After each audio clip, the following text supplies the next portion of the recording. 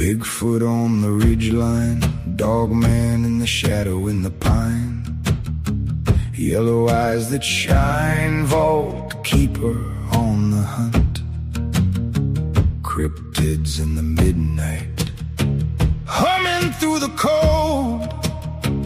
Every old road has a story somebody told, and we laugh when the truth gets strange, till the dark winds shift and everything changes.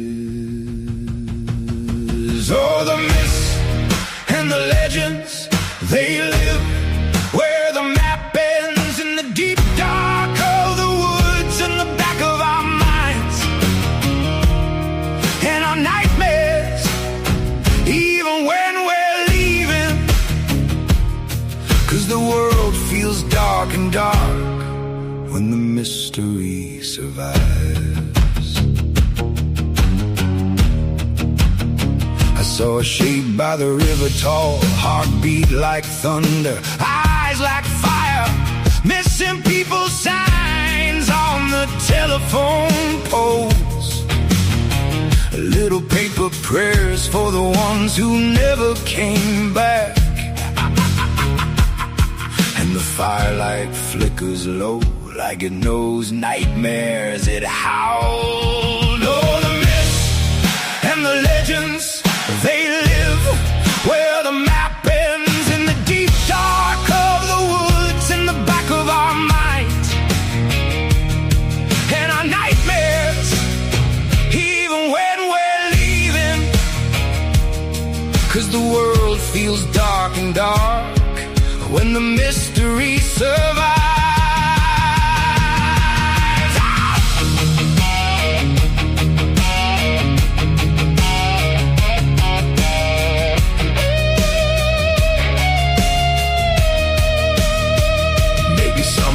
Stories, maybe some are true, maybe fear puts faces on the dark we move through, but when the night gets heavy and the stars go thin, I still hear Vault Keeper call,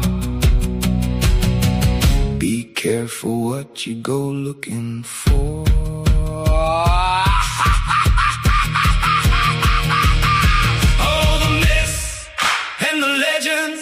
They live where the map ends, in the cracks of the woods, in the back of our minds.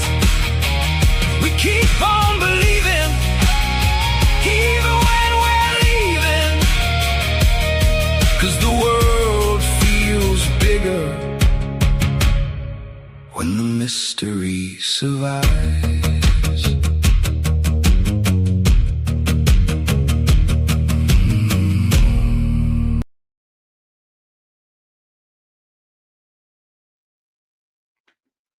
Hey everybody. We tried to do this a while ago and had a little bit of a fludge. I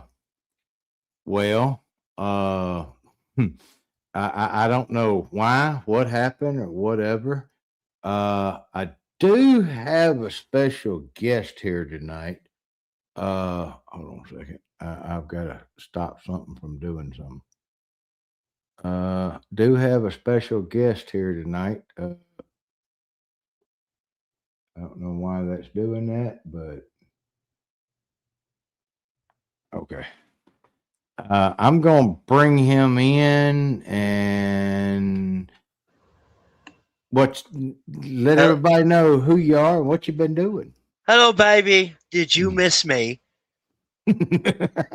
I mean, in case there are a couple of people out there, because this is the third iteration.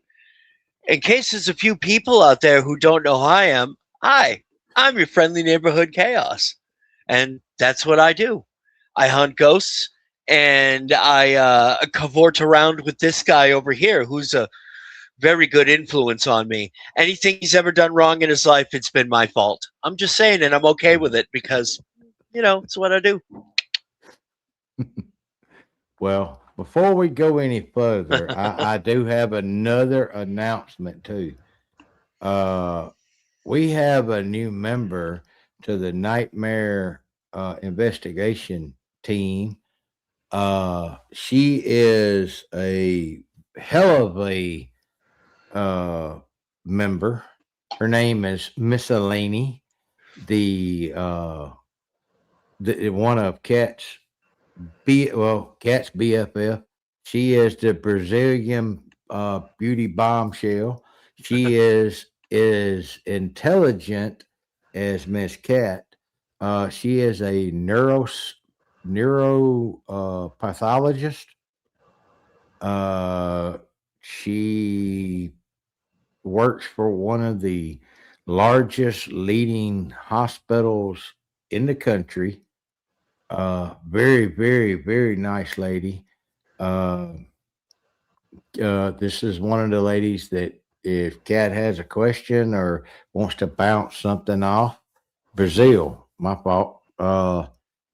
Yep, that's her best. That's her bestie. She talks to her and goes through, and she has graciously joined the Nightmare crew, and she has a whole lot of crazy stories and encounters, y'all.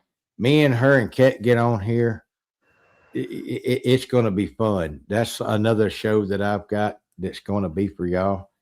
The other thing that I want to talk to everybody about and let everybody know, me and my buddy here, if y'all don't know, if y'all wasn't here before, we used to have this show that me and Mr. Chaos would do. It was called Vault and Chaos, and we used to call it the Infernal Ones. Uh, I don't know if we're going to stick with that name or not, but we're bringing it back. This is going to be Vault and Chaos 3.0. And Chaos has opened my eyes up to a lot more stuff. He used to try to get me to do ghost and paranormal and aliens and stuff. And working for, I didn't ever do it because it wasn't something that interested me. And that was my mistake. And he tried to tell me about that. But going forward, we're going to talk about things that more than just what I like. And there's a whole lot of stuff coming down the pipeline. We're going to cover some of that tonight because Mr. Chaos here and his right hand man, my little buddy, I don't know what he wants to be called online, but I'll let you handle that. Y'all have started up and joined up with some of the big names in paranormal in Maine. Am I wrong or right on that? I don't know about joining up, but I've had conversations and um, done stories with, and yeah, actually back way back when I had Chaos Theory Productions and my little podcast, The Chaos Effect, which you named. Don't know why I never thought of that, but I talked to them. Some of the people who are the bigger names, I guess you could say, in the paranormal scene in Maine, like the Paranormal Five, Nomar Slevik, Mike Stevens, Michelle Soulier, who is a Bigfoot researcher up here, um, who I did give an interview to for my story, my encounter, way back when, back in the day. And whether she puts that in Bigfoot in Maine Volume 2 or not is up to her. Because she wanted me to go digging on trying to help her find the place where it really nailed down where it happened. And I'm like, I don't want to. I'm good. That was scary. So, every time I talk about that encounter, I see it when I close my eyes. But, it's just one of those things. You know what I mean? Oh yeah. Like I said, there's he's told. Hold on a second. We're gonna get a little more comfortable, y'all. Oh, yeah. Uh, he's told me some of the stuff that he's been doing, and I think it's great. Some of the places he's been going, some of the stuff he's been capturing. Like I said, I want to bring him on. I want him to show some of the stuff. The other thing is this is the my alien guru buddy right here, and for those that don't know or haven't been keeping their ear, well, you got. I have no idea what you're talking about. I wasn't eating pizza up there. That was you. I like pizza. And the cat said I got pizza on the bed cover. I didn't do that. Oh, That wasn't me. Tinkerbell might have that. Yeah. oh yeah. You got to Yeah. watch out for that one. He's a crafty one. Yeah. But the government is getting ready to release some more stuff. I'm not going to speculate on what else they're releasing. I got a good idea. According to some of my contacts, let's put it this way: a lot of this stuff, a lot of people have been saying that were made look crazy. They're not going to be so crazy looking anymore. Oh, there's been stuff coming down the pipeline, and I think the way you have to look at it is a more pragmatic approach. There isn't going to be some big disclosure event. It's not going to happen. Never, not like that. What's going to happen is what's exactly happening right now. Things are starting to happen around our world, around our society as well. I mean, you look at some of the biggest stories that have happened. 3i Atlas coming into our solar system. Isn't it weird that you hear about this giant rock that produces its own power and has a break and it speeds up and slows down and does this and does that, and it's made it into our solar system, but nobody's talking about it anymore. It's because it hasn't left. So wouldn't you call that a craft? If it has propulsion, it can slow down, speed up, change its direction. That's the definition of a aircraft, right? Of some kind.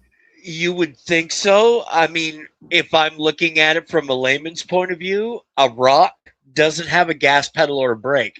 So, you know, as far as all that goes, I mean, and now lately you have a lot of these scientists that have been in this field and have been talking about things that probably some people didn't want them to talk about, and they've gone missing. I was just So fixing to say, look at the people that have all of a sudden mysteriously died or went missing, and we're talking about in the spotlight. Like, we're going to start this out with senators, state representatives, uh, other people from other countries that are important in power. Like I said, I'm just a dumb old country boy that don't know nothing. So I'm just spewing back out what you can go to Google and read. well, it's kind of the same here. I mean, in a lot of ways, a lot of these scientists that have gone missing haven't been talking about aliens or alien technology per se. That may be in the background. A lot of them that have gone missing are talking about alternative energy, 0 point energy, gravitic propulsion. There are a lot of weird things going on right now, and there's so much information. It's a lot to take in. It really is. There's a lot of stuff. Well, I want to rephrase something you said. A lot of it's just coming out now, but it's been going on for a while. Like, Kat knows this. There was somebody she got to talk to. She'd known for a long time. We're not going to name no names where they live or nothing else. But they were working. They told her they were working on a rifle system that they pointed at a tank, and the tank leveled. The tank took off up in the air. Okay. From them That's pointing. interesting. Well, there you go with 0 point technology. They pointed this weapon at the tank and it rose up in the air. I'm just going to go that far with it and leave it alone because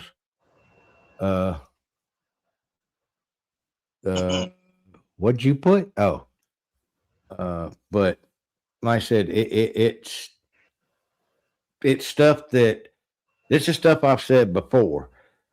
Just because you're just now hearing about it doesn't make it. It makes it new to the civilian world. It doesn't make it new to the government world. We're 10 to 15 years behind in the civilian market of what's just now coming out. Uh, and I've said that for years, and other people have said that, but nobody really listens or wants to listen. I don't know why, but If you I really guess. I would say if you really listen, that span of years could actually be greater. Oh yeah, sometimes it is, and you want to dive down the rabbit hole. Cat did this about a week or so ago. Uh, other. Yep. If you want, I think she dived down this rabbit hole, like I said, a week or so ago. Go back and look at from the 70s till the 90s, the leap in technology we took. Usually it's a graph that goes like this. It didn't do that. It went a bump and then took off Oh yeah, and never looked back and just got, well, computer systems.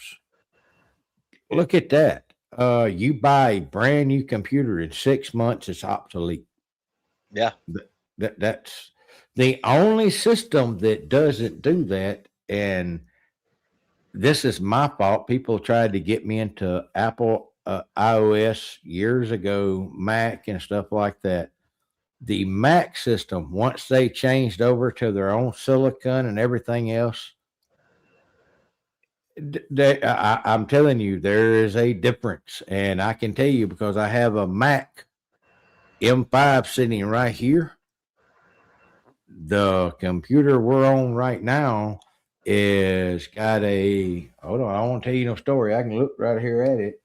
There's an Intel Core Ultra 7 processor with 32 gigs of the fastest damn RAM you can put in it. And this MacBook with that circles with 16 gigs of what do they call it? Integrated RAM. I can't. Anyway, it will dance circles around this. Rendering videos. Y'all, I hope y'all like the show that I put out yesterday, the little story time of vault. I was able to do that with that MacBook over there. It was simple, easy. That 15-minute video took 35 seconds to render. Chaos has put videos up. I've got one that is sitting that I didn't like how I did it. I took it back down. It's an hour long 4K video at 120 frames a second. When I rendered it and uploaded it, and it's uploaded, it's just being held. It took 30 minutes. That's a 1 hour 4K video at 160 frames a second. But this is the thing. I shoot in 8K resolution and then back it back down. That's something I learned because instead of you losing quality, you gain quality when you go backwards. Don't understand it still, but that's something I learned. The I I I I don't understand the Apple silicon because this is the thing.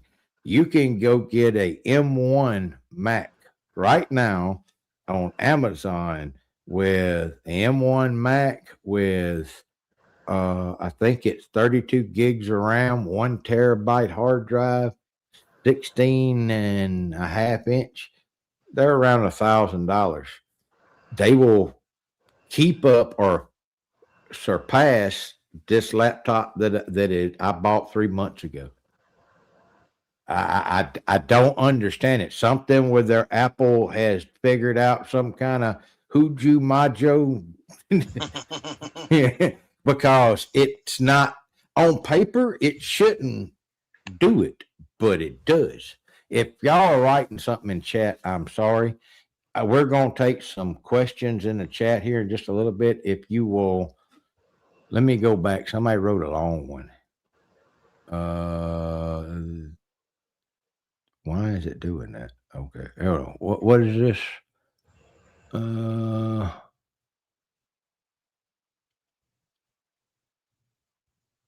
Oh yeah. Yeah. You want to answer that? Yeah, you're not mistaken. You're not mistaken. See, it's the funny thing. Let me let me backtrack for just a second. All this stuff started in 2017 with the New York Times article, and then you've got the release. And dude, nobody but our own government released the Tic Tac, the Go Fast. You know that now you've got guys like David Grush coming out. There are so many names, but yes, there is a lot of speculation, and I honestly, in a lot of ways, I don't think it's speculation that a lot of these entities, these UFO, UAPs, however you want to put it, that they could be from alternate dimensions, alternate realities, and timelines of our own solar, our own galaxy, our own planet. And it's. But why would they have to be from alternate? Why couldn't they be just light years away? I don't know. I don't know that. It's weird as I've been doing a lot of reading and watching videos about that. It's kind of crazy, honestly. There's so much thought to be like maybe they're us from alternate timelines trying to help us save our own timeline type of thing, or dude, there's so many different things. Genetic research on us because they can't do what we do anymore as far as genetically, I guess you could say. Naturally, I want to pick your brain, get your thought on this, because me and Kat have been talking about this. I like watching older movies now than newer movies, because to me, the newer stuff they put out, it's honestly just crap. Iffy at best. Yeah. But have y'all noticed that I think the government uses Hollywood to soft expose. And what I mean by that is, all right, what he just said, I want you to go back and think of the Avenger movies and the different DC movies and stuff, where they're talking about, especially the Flash movies, they're talking about alternate Earths and alternate timelines. I think that is, because think most adults are not watching that. It's children and young adults. They're getting them ready for what is coming. I don't think it's going to come out in mine and your lifetime, but our kids, their kids, they're already being exposed to it, so it won't be that shocking. That's just like, what is your thoughts on that, on the soft disclosure? Because I got one movie in particular that I can name, and I can name what they put out in the movie, and literally you can go look at the release date of this movie and look at when this was added to the table of elements, and it's within 12 months. I'm gonna say, I think it's actually within 6. What is your thoughts on the soft disclosure, or why they're doing it? Because think about what we're talking about is the same thing that's in those movies and stuff, right? Yes. It's funny that you say that. It's really funny that you say that, because this past week at work, I've been listening to a lot of a podcaster called Jesse Michaels. He's got a YouTube channel here. Really interesting stuff. And I started listening to a lot of his stuff. Now, they're doing it in all facets. And what I mean by that is that, let's take the newest example, the Marvel movies. You've got Avengers Doomsday coming out. You had the Ant-Man Multiverse of Madness. You've got the what was it? It was the Doctor Strange movie. I think that was Multiverse Madness. I don't know. But anyway, and they even touched on it in the last Avengers movie, where they were going to different timelines, getting the stones to try to fight Thanos and do all this stuff. And now you've got Iron Man, who's played by Robert Downey Jr., his alternate self in a different reality is Victor Von Doom, coming back in Doomsday as, I mean, I think you could pretty much put together. But here's the funny thing. There's a man that's been doing this since the 70s, Steven Spielberg. Yep. Now, a lot of these, and it was funny because I don't remember the guy's name that was being interviewed, but he had said that he was approached in a movie he was doing. He was approached by a couple of guys in suits that said, "Hey, listen, we want to make a deal with you. We will give you certain information if you will put certain things in your movie." He said no. They approached a lot of different people. Steven Spielberg said yes.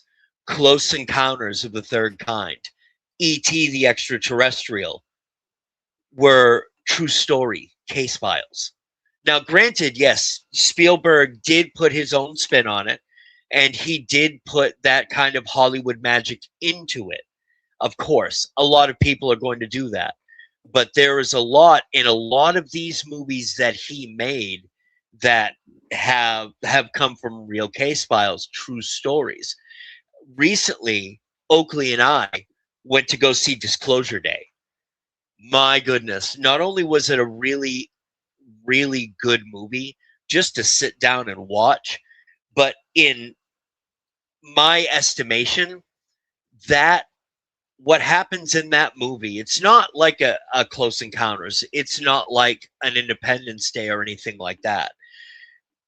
It looked to me, and I was thinking as I'm watching the movie, that if this is really going to happen and they're going to show up and open up the suitcase, so to say, and be like, "Hey, there's my underbritches. We're here." You know what I mean? Where am I going to move in? That is the closest to me. I certainly hope it's like that and not anything like Independence Day or that old show V. Ugh. You know what I mean? So yeah, I'm not into hot lizard chicks that want to bite my face off. It's just not what I want out of the rest of my life. We're gonna You have know, to so invest in a lot of salt guns and stuff. yeah, I mean, and I think it almost harkens back earlier to what I said. I've been looking for information on Three Eye Atlas. There's nothing. Wow. You know what I mean? It's not that it's left. It's not that it's hiding behind. Might be hiding behind the moon. Who knows? Or hiding behind the sun. But it hasn't left the solar system. It's still here. Little Yeah, bits and and pieces have come out, but nothing like it was before it got here. And then it showed up, and then everything went radio silence. well, So if you've got the government saying, "Well, we've got these things and we don't know what they are," I'm sorry, but I think you know a little bit more than you're letting on, kids. It's well, just, this is the thing. My mind has opened up a lot to a lot of different things, and going through different encounter, there were certain things used to, if I started talking to somebody and I'm listening to their encounter and I'm writing down, and they get to seeing spacecraft and stuff like that. Usually, I would I wasn't rude. I didn't stop them. I let them finish their story. I just stopped writing because that wasn't what I was looking for, and that wasn't what I believed that was going on. Now, some other stuff has came to my attention, and I think I can't go back and name every one of those people, but I will give you a public apology now for not taking you more serious and listening, because I have seen some stuff recently with my own eyes that don't make any other sense. When Occam's razor, when the obvious answer is the easiest answer, there's your answer.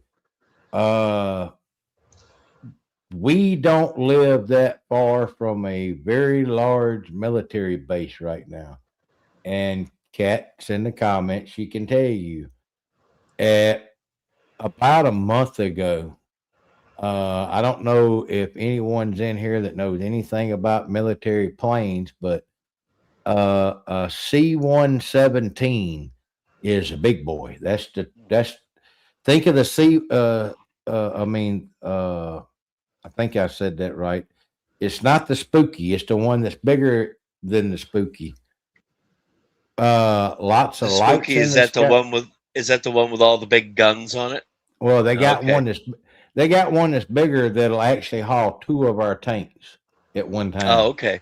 Okay. I think it's the C-170, or I think that's right. 'Cause I was thinking of the one that was in Transformers, where it kind of That's just the dips C down one. and just gah, gah, gah, gah, Yeah, I like think that's yeah. the C-117 spooky. Well, Um. anyway, we Hey, watched. can I show you something? I got this Yeah. guy over here next to me. Yeah, him. I don't know what you can see him, but Oh yeah, I he's can a see. partner in crime, and he's like leaning over. He's like, "What are you doing, Dad?" He goes, "Why aren't you petting me?" Like, it's Yeah, because I'm with him right now. yeah. Well, what I was getting to is we counted off our back balcony because their flight plan carries them right out. Oh, I got some terrific freaking photos of these. It carries it straight out, probably a half a mile right over our backyard, probably a mile up. We watched 9 of those take off and head straight towards Texas. Wow. And so I get on the phone with a buddy of mine that is local. I may try to get him on a video. He is a retired Marine Corps chopper commander. And then when he retired there, he went to work for FedEx. He flew the largest, I think they were equivalent to a 730, a 747, or the big ones, international planes. They fly like from here to Japan nonstop. He did that for 30 something years. He's got some crazy stuff that he's seen, and he's got a video. He said, "Hey, I can send it to you." When we flew over China when we wasn't supposed to, of China, I was like, "No, don't send that to me. don't, don't send that to me." But there was lights and stuff. Now, this is the thing that I was getting to, a long roundabout story. They're doing certain, after these planes take off, all of a sudden all these military choppers take off and they're lit up. I'm talking about there's like 7 of them out. Kat is in the comments, she can tell you. There's searchlights, there's everything else. And there's a wood line about almost 100 yards behind our house. We're up on the back deck. We have a upper deck and a lower deck. And we're up on the back deck, and you can hear something tearing through that wood line. And I told Kat, I said, that sounds like a damn squatch. Then a few minutes later, you don't hear that no more, but you hear Nice. the freaking searchlights come right that way. Kat's like, are they coming to our house? I was like, I don't know, but we didn't, if we ain't sitting out here, we didn't see nothing, we didn't hear nothing. So let's go in the house because I don't need that right now. Yeah. Sorry, my dog is jumping all over me. Yeah, like Kat said, right after that scream, all the lights went out on those choppers. All of them. Oh. All the lights. I'm talking about they're there. You can hear them, but the lights all go out. And then they start doing this grid pattern. I don't know what they were doing. I don't know why they were doing it. But that goes back to a couple of things. You remember when I went through I don't know if I need to say it again or not, but I was on the I'm sorry, hold on, y'all. This is part of me having the strokes. I know the name of a place and I cannot get it out of my head or get it out of my mouth. The Appalachian Trail.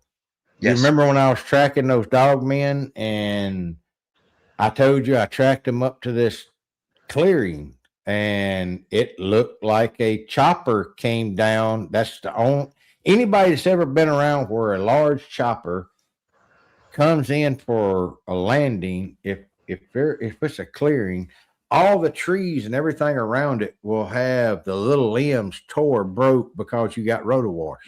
Yeah. You remember I told you it looked like a Yeah. chopper touched down, and because I could see the back door lander on it, where, or at least that's what I thought it was, and I could find where these animals went to, but I couldn't figure out where they left from unless they got on something and was took somewhere. That's the only Right. thing that made any sense to me. So Well, lowest common denominator, you know what I mean? yeah, and I'm starting to wonder now, uh, because you think about it, in the last 10 years, how many Bigfoot, cryptid like, or Dogman or werewolf shows have come on every one of the major networks in some form, fashion, stay a little while and then leave. Yeah. Soft What was the reason? disclosure. What was the reason for that? It's not because people aren't watching it. You know what I mean? They're there for a little bit and they're gone. It's because they're meant to run a certain course and keep you wondering. You know, it's kind of like that double-edged sword where one side of it is like, oh, you're kooky, this is just entertainment, but the other side of it is like, well, there's a good possibility that this might be true. You know what I'm saying? It's like gaslighting almost. You know what I mean? Yep. Well, like I said, I think I had a whole lot of time, several years of recovery. And for those, I've gotten some emails talking about you're faking or talking about what happened to you and all that. Look, you're wasting your time sending those emails. I laugh and delete them. Chaos, I've been in touch with, even though we kind of lost touch for a little while, but I've been in touch with Chaos. Chaos Well, knows the recovery that's and stuff. because I dropped my phone in the toilet. So He tried to flush me, y'all. He tried to flush me. it's not really that. I'm just clumsy. I'm gonna drop this phone that I'm doing this with you at least once or twice through this. If I don't, then yeah, rock and roll. But You're I gonna dropped my have to phone. get you a holder. I killed it. It was dead, and I got a new phone. I'm like, I had no phone numbers. I had no way to get a hold of you, and you got a hold of me one night, and I was like, finally, you know what I mean? So, Yeah. we've been in contact almost all the way throughout this hiatus right here, and say what you want. It really doesn't matter. Nobody's listening to you. You can say it if it makes you feel better, boo boo, but it really isn't making any waves on this end. Just No. wanted to tell you, Like I said, that's why the first video I put out was I wanted to tell people why I went somewhere and where I went, because there was a lot of misleading, mistelling, or just outright wrong. I wanted to clear the air. I'm not going at anybody. I'm not trying to pick up anything with anybody. I hope everybody gets as far as they want to go and gets everything they want. I got no ill will towards anybody. I learned a lot from what happened to me, and I lost a lot. And that's like when somebody asked me, because I have two damaged places in my brain. Like, I shouldn't be here doing what I'm doing, but I am. I tell people that the easiest way to understand it, look at a brick wall. That's the way my mind is. And every so often in that brick wall, there'll be a brick missing. The wall is still there, it's still solid, but there's a couple of bricks missing. And you can replace those bricks, but those bricks that were there, they're gone. They're gone forever. Some of my memory is like that. And like I said, for the people that like me, thank you. For the people that want to hear me, thank you. For the people that don't like me, thank you. For the people that don't want to hear me, I hope you find something on here that you want to listen to. I know I'm not for everybody. Thank you, though. No ill will. I'm going to I'm doing this because I want to, and it makes me happy. It's fun to me. Figuring out how to do different things is fun. Like I said, Yeah. the whole thing where I turned cat into a cartoon and then made it speak. Y'all have no idea. I was like a little kid. It was hilarious. Uh, I told her, I said, you better be glad I didn't turn you into a talking squirrel. Well, I mean, you could. I mean, there's a lot of experimentation with this type of technology. What was I going to say? It's funny. You had mentioned what the story you had just told about you and Kat being out there, and you've got these um, what sounded like a Bigfoot coming out through the woods, crashing through, and all that stuff. Yesterday, no, was it yesterday? No, as a matter of fact, it was this morning because I worked a half a day today, and I've worked 5 to 10. And this morning I was listening to last night's episode of Fade to Black with Jimmy Church, and he had a paranormal guy on there, paranormal filmmaker, and they were talking about Bigfoot. And this guy, his guest, had said that he thought Bigfoot was an alien. He goes, I think it might be, he goes, my opinion, I think it might be an alien race. He goes, and there are a lot of characteristics that this creature has that could suggest that. And like a year and a half ago, I'd have probably been like, no, I don't know. I don't know about that. But now I'm starting to be a little open to the possibility that, I didn't catch that. It was fast, but I'm a little open to the possibility of something because in the past 2 years of doing this weird Maine paranormal thing and all the different places that Oakley and I have gone and the different people that we've worked with and the experiences, I guess is the best way that I can put it, that we've had. I don't know, man. I mean, I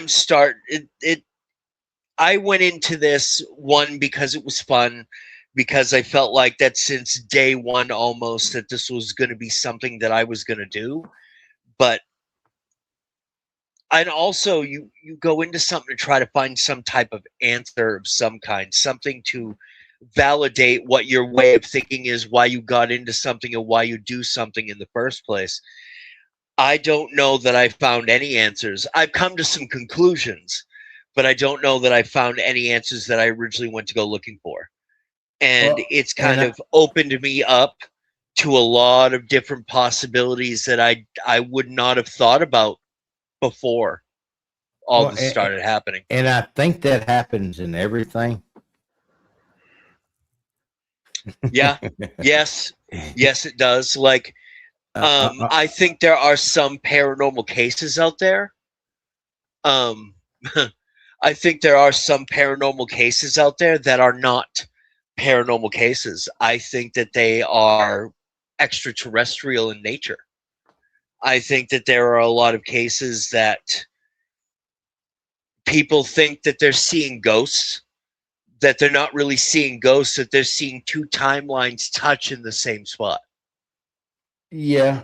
For instance, shall I give an example? Yeah, hold on just a second. I want to go back and touch on something. You said something that I've told Kat. This is the reason why most researchers either get stuck, fizzle out, or quit. It's because they have one question they start with, and they start researching, and then that one question turns into, well, gee, I found this out. Now it's two questions. And they keep going, and then they hit a third question. The thing is, they never circle back. I ain't saying forget about these two. Put those on the back burner and refocus. That's why we're humans. We get distracted very easily. Oh, yeah. Go back to that original question. See how it correlates with the other two that you come up with. If it doesn't, put those to the side right now and focus on that one and see if you can find any sort of answer that you're looking for that one. then put that one to bed for right now. Not forget it, just put it to bed, and then go back to one of these others and see if what you figured out will help you figure out more, because that's how research actually is supposed to work. If you follow a pattern, you want to look for patterns, you want to look for, but we get so scatterbrained and we get so excited, you forget what you originally was there for. The other thing is, if you go out looking for something, don't be surprised when you find what you were looking for. You know how me and Kat, we get tickled because we'll watch some of these documentaries and they'll talk about, I was out looking for Squatch and I think I run up on it and this thing started growling and hooping at us. And then the guy goes, well, I took off running. Why? That's what you were looking for. And remember this, if you're looking for a predator, especially flesh and blood predator, supposedly, and you take off running, you trigger that predator response to chase you down and try to eat you. Ask anybody that deals with predators. But like I said, Chaos, you go looking for ghosts. If you hear strange noises and stuff, do you automatically run away, or do you try to figure out what did that, or where did it come from? I'm too stupid to run away. No, of course not. I don't run away. That's my problem. I'm too dumb. I went there looking for it. It's not macho-ness. It's just ignorance. You growl at me, I'm okay. Well, you picked a fight. Let's see what. I go there looking for it. I try to talk to him, be like, "Do you want a peanut?" You know what I mean? It's like, man. There's been many cases, like for instance, my old channel is not there anymore. Chaos Theory Productions. It might still be there, but there's only one video up. There's no other videos on there. So I created a new channel, Mysterious Nocturnum. That's a long name, and I make stupid names up, and that's what I do. But if you type into the search bar Haunted Sanford, you're going to find my channel. Well, I had gone ahead and I started making a series that came after it. Haunted Sanford was just the first one. The next 2 episodes of that perspective series are called Echoes from the Afterlife. So I have 1 and 2 up. And the second episode is called Whispers in the Dark. And we had done a church graveyard. We were in the graveyard. We did I think it was 4 days of filming over there. And we were there for about 4 to 5 hours apiece. And I mean, I think the video itself is only an hour long. So it's kind of like, a greatest hits type of thing. But there were a lot of things that happened during that time. There were shadows dancing all around us. There were shadows that were popping their heads up from behind the stones, the gravestones that were there, and then popping back down. So that's in kind of like that first part of the video. The second part of the video actually has night vision in it. That's when I got my new camera, kind of like when that timeline split. So if there's anybody out there that's got some, and I think I know somebody, so I'm going to try this when I finally hook up with these people that I've been talking to, some local people in my area. But like, for instance, you have to try to set the scene. You've got this older church that sits on a 3-way intersection. And in the front, closer to the road, there is a graveyard. I believe it's the something Ricker. I want to say Bill Ricker, but that's not right. Something Ricker, ancient graveyard, 1777. And one of the things that had happened on the first night that we had gone there, which is actually in Whispers in the Dark, was we had heard something walking around in the woods literally right across the street from us. And when I say right across the street, I'm talking maybe about 20 yards away. That's how close it was, because this road isn't very wide. And I was standing right in the grass in front of these stones, almost on the road side of the road. And this, now mind you, at the time when this particular recording was going on, it was a 75-degree night. It was, I believe, kind of a little unseasonably cool for the middle of August. But we noticed a thick fog. Now, I'm from Maine, and I know I had a swamp right in my backyard, so I know when the conditions are, if there's a fog or a mist that starts to roll in. This was not that. This was thick, it was viscous, and it was churning. And it was moving out from across the road, out of the trees. It was weird because it would stop right at the asphalt on the other side of the road, on that side, and then it would move back in, and then it would come back, and then it would move back in, and we got that on camera. So I mean, the coolest way that we could do it, because of the camera tech that we had at the time, was we had to point the camera at a house that was right next to what was going on across the street, and that stuff would come into the yard because he had a big spotlight right there. So that was the easiest way to see it, but it was coming in even through his yard and then going back out, and then it would come back. I've been around a lot of weird Maine swampy phenomena before, but if you look at a map of the area where we were at, which we did, there were no swamps, there were no little bodies of water that might help that happen. There wasn't anything around us that could cause that. This was something completely different. And when I actually have my brother James, who lives down the road from me, look at this video footage, he reminded me, he's like, dude, I've seen something like that before. And that was in Georgia, when him and a few other people went and checked out a haunted plantation. He's like, it was the same type of thing. It was just this thick fog of mist that would come out of the trees, stop to a certain point, go back, come in, and then go back. And it was like, wow, kind of mind blowing. I mean, you can go look at that and you can see that right on camera. So it's pretty interesting, to say the least. I, like I said, Yeah. I'm just now getting into the ghost stuff. So, but the whole fog, misty stuff, it's going against what it should do. Yeah. And that's the first clue. Something ain't right here. So I've never seen nothing like it. I've never seen nothing like it. I can't explain it. I can only tell you what happened. And the fact is that where we have some of that on camera in that video, yes. You know what I mean? I got some of it. So.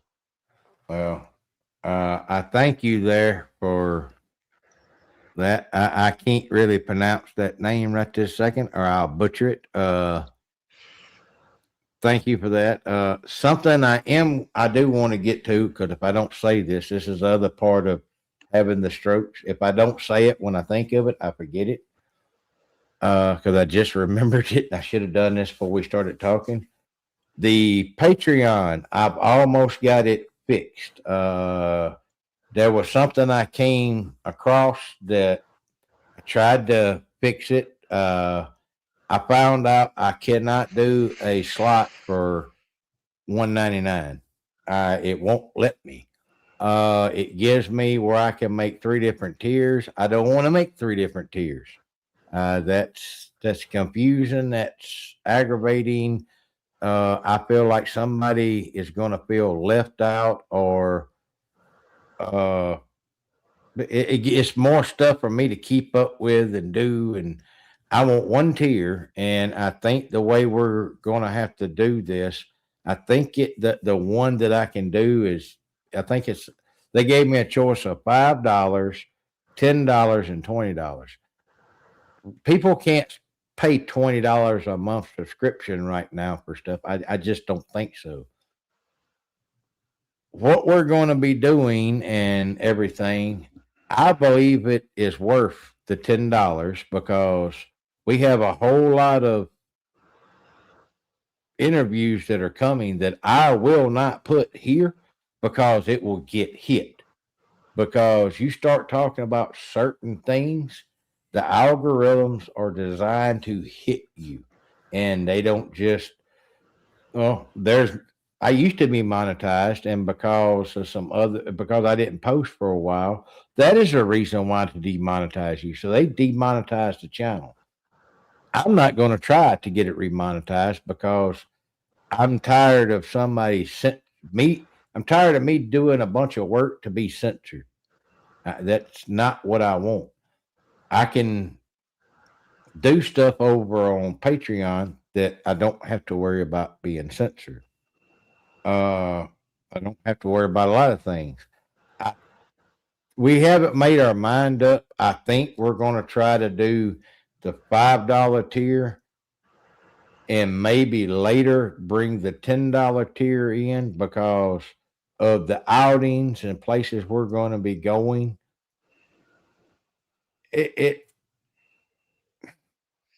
I'm not trying to justify what I'm charging because I believe it's worth it, and that's what I'm going to do.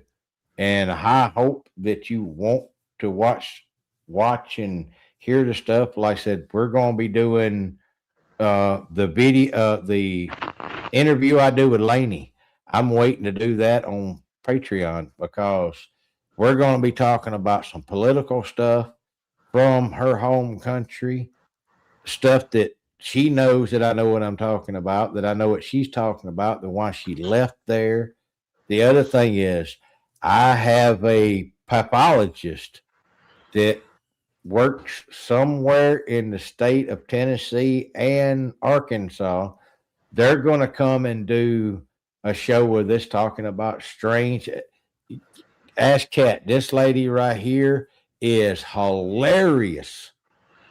I'm talking about, and then the story she tells, I don't want that here. I don't believe YouTube would let that stay up here. So that's why I'm going to do it over there. And the story times for Vault, most of all those are going to go over on the Patreon. So if you buy a subscription, you're going to have plenty to go and watch and listen to. Because Chaos is here. Me and Chaos has talked. He has a bunch of stories that he's going to give me to put up over there. Like I said, so it's just not my stories. And Cat's going to do a lot of the narration. I do have a narrator tool to do some of it because look, y'all, she's busier than a one-legged man in an ass kicking contest here lately with everything she's got going on. Zombie lady. Yeah, that's our nickname we call her, the pathologist lady. Like I said, I have that coming. I have stuff from a couple of law enforcement that are out in the counties. I was wondering. Yeah, well, now these people we're talking about ain't from there, but she's gotten to meet some people and strike up little conversations. That's like in the industry she's in, the medical field is doing leaps and bounds. And I don't know if I can say this or not. If I can't, well, I'll save that for a Patreon. About something I found out about some doctors that work at St. Jude's and what they do for the country every year. Yeah, probably should save that for Patreon. Yeah.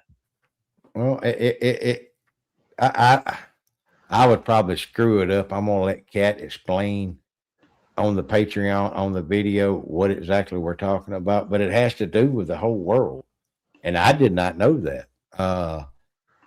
And they're going through a change of hands, and we're not trying to rock the boat there with her and this, and because she absolutely loves what she does. And I want to tell y'all something, people. I'm gonna dote on her for just a little bit. Do y'all understand this lovely lady that is now my wife. Yes, we've been married for over a year now. Uh, but she has gotten her name mentioned in the New England Journal of Medicine not once but twice this year. So I know scientists and doctors that go their whole freaking career that don't happen to. Yes, congratulations to you. And like I said, because of her, I've gotten to meet and be part of some of the greatest doctors in the world that I've had the privilege to work on me. One of my heart doctor is my heart specialist, not just a doctor, is the leading specialist in the world for heart failure. And for those that don't understand why that means something, I'm in heart failure sitting here talking to y'all now. I actually have, they do a percentage. My percentage is between 15 and 18%. I don't let that stop me. I don't have quit in me. I'm not going to let somebody else tell me what I can and can't do. And the last time I looked all over my body, there ain't no damn expiration date. God tells me when I'm coming home, and that's it. Look, there's a lot of changes. Chaos can tell you. Up until Chaos 6 months ago, I had hair all the way down to the center of my back again. Yeah. I had to cut it all off. I'm starting over again. Well, you know, it's kind of funny because I hadn't actually seen you, and until you put out that video last week, why I left, I looked at him like, there's something missing there.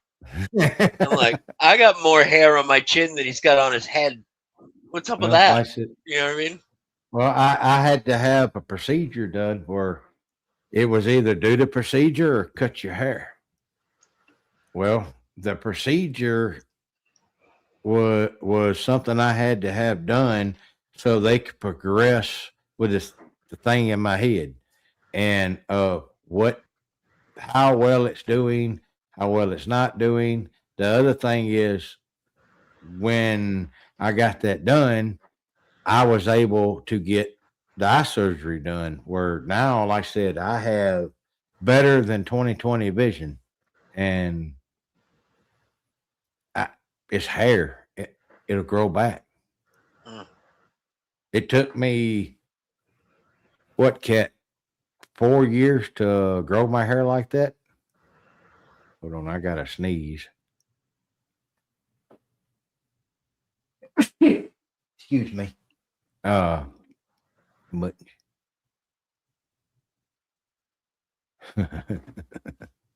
yes, he has.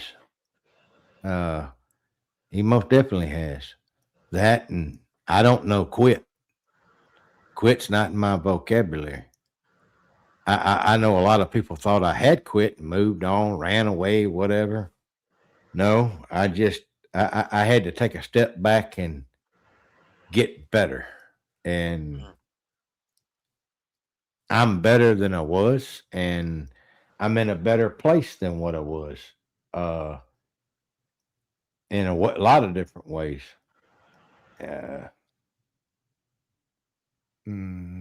I'm trying to keep up with chat too, and part of that is my lovely wife.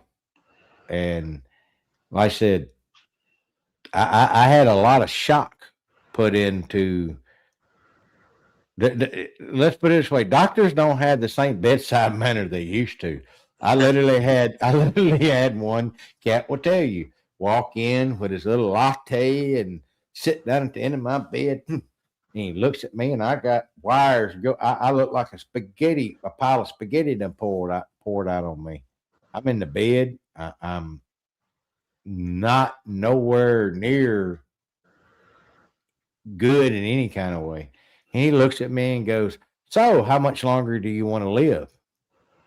And I thought I'd heard wrong, and I sat up in bed and I looked at him, And I said, can you say that again? And Kat's asleep on this little bitty uncomfortable cot. Poor lovely lady just was. She was that's my wonder twin. That's my ride or die right there. She never left my side, no matter what. And I don't do well in hospitals, y'all. I set up and I said, "Can you say that again?" He said, "So how much longer do you want to live?" I immediately went into fault mode. I stood up out of bed. I took my hand right down my chest. And I looked at him. I said, the better question is how much longer you want to live? I said, I'm not in here with you. You're in here with me. And I looked over at the window and we're on the 5th floor. I said, I wonder if you learned how to fly yet, motherfucker.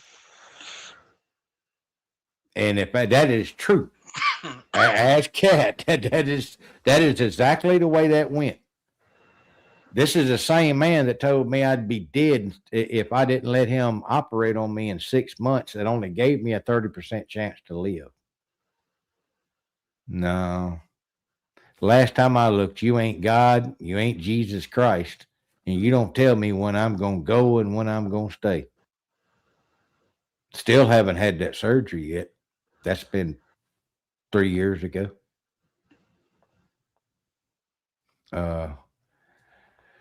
And yeah.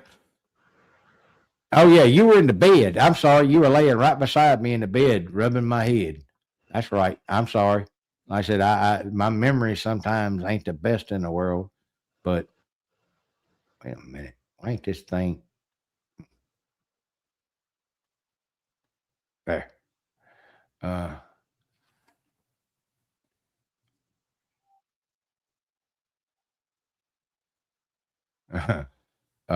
Okay. I what?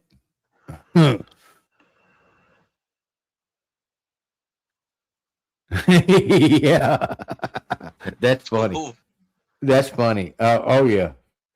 That little, I had I just had a question. He'd come in. He said something else. This is later, like way later. Come in. He's like, well, everything looks good. I think you're. He could not wait to get the hell out of there. I've never seen a doctor wear running sneakers. Well, I'm talking. He's got running shoes on, and he's sitting there, and he goes to get up, and I ask him, and he sits down, and he's like, he's just getting more nervous. So he gets up, and I told Kat, dang, I forgot to ask him something, and the nurse walked. Now, meanwhile, we heard going by the door, we heard going down the hallway, and the nurse comes back in and says, well, he's all done. He said you don't have to come back and see him. You can keep going to your other neurologist. I said, well, I had a question I wanted to. He goes, he's gone. I was like, he's with another patient. She goes, no, he left the building. You were after he talked to you, he left. That was him going up the hallway a while ago. Oh, okay.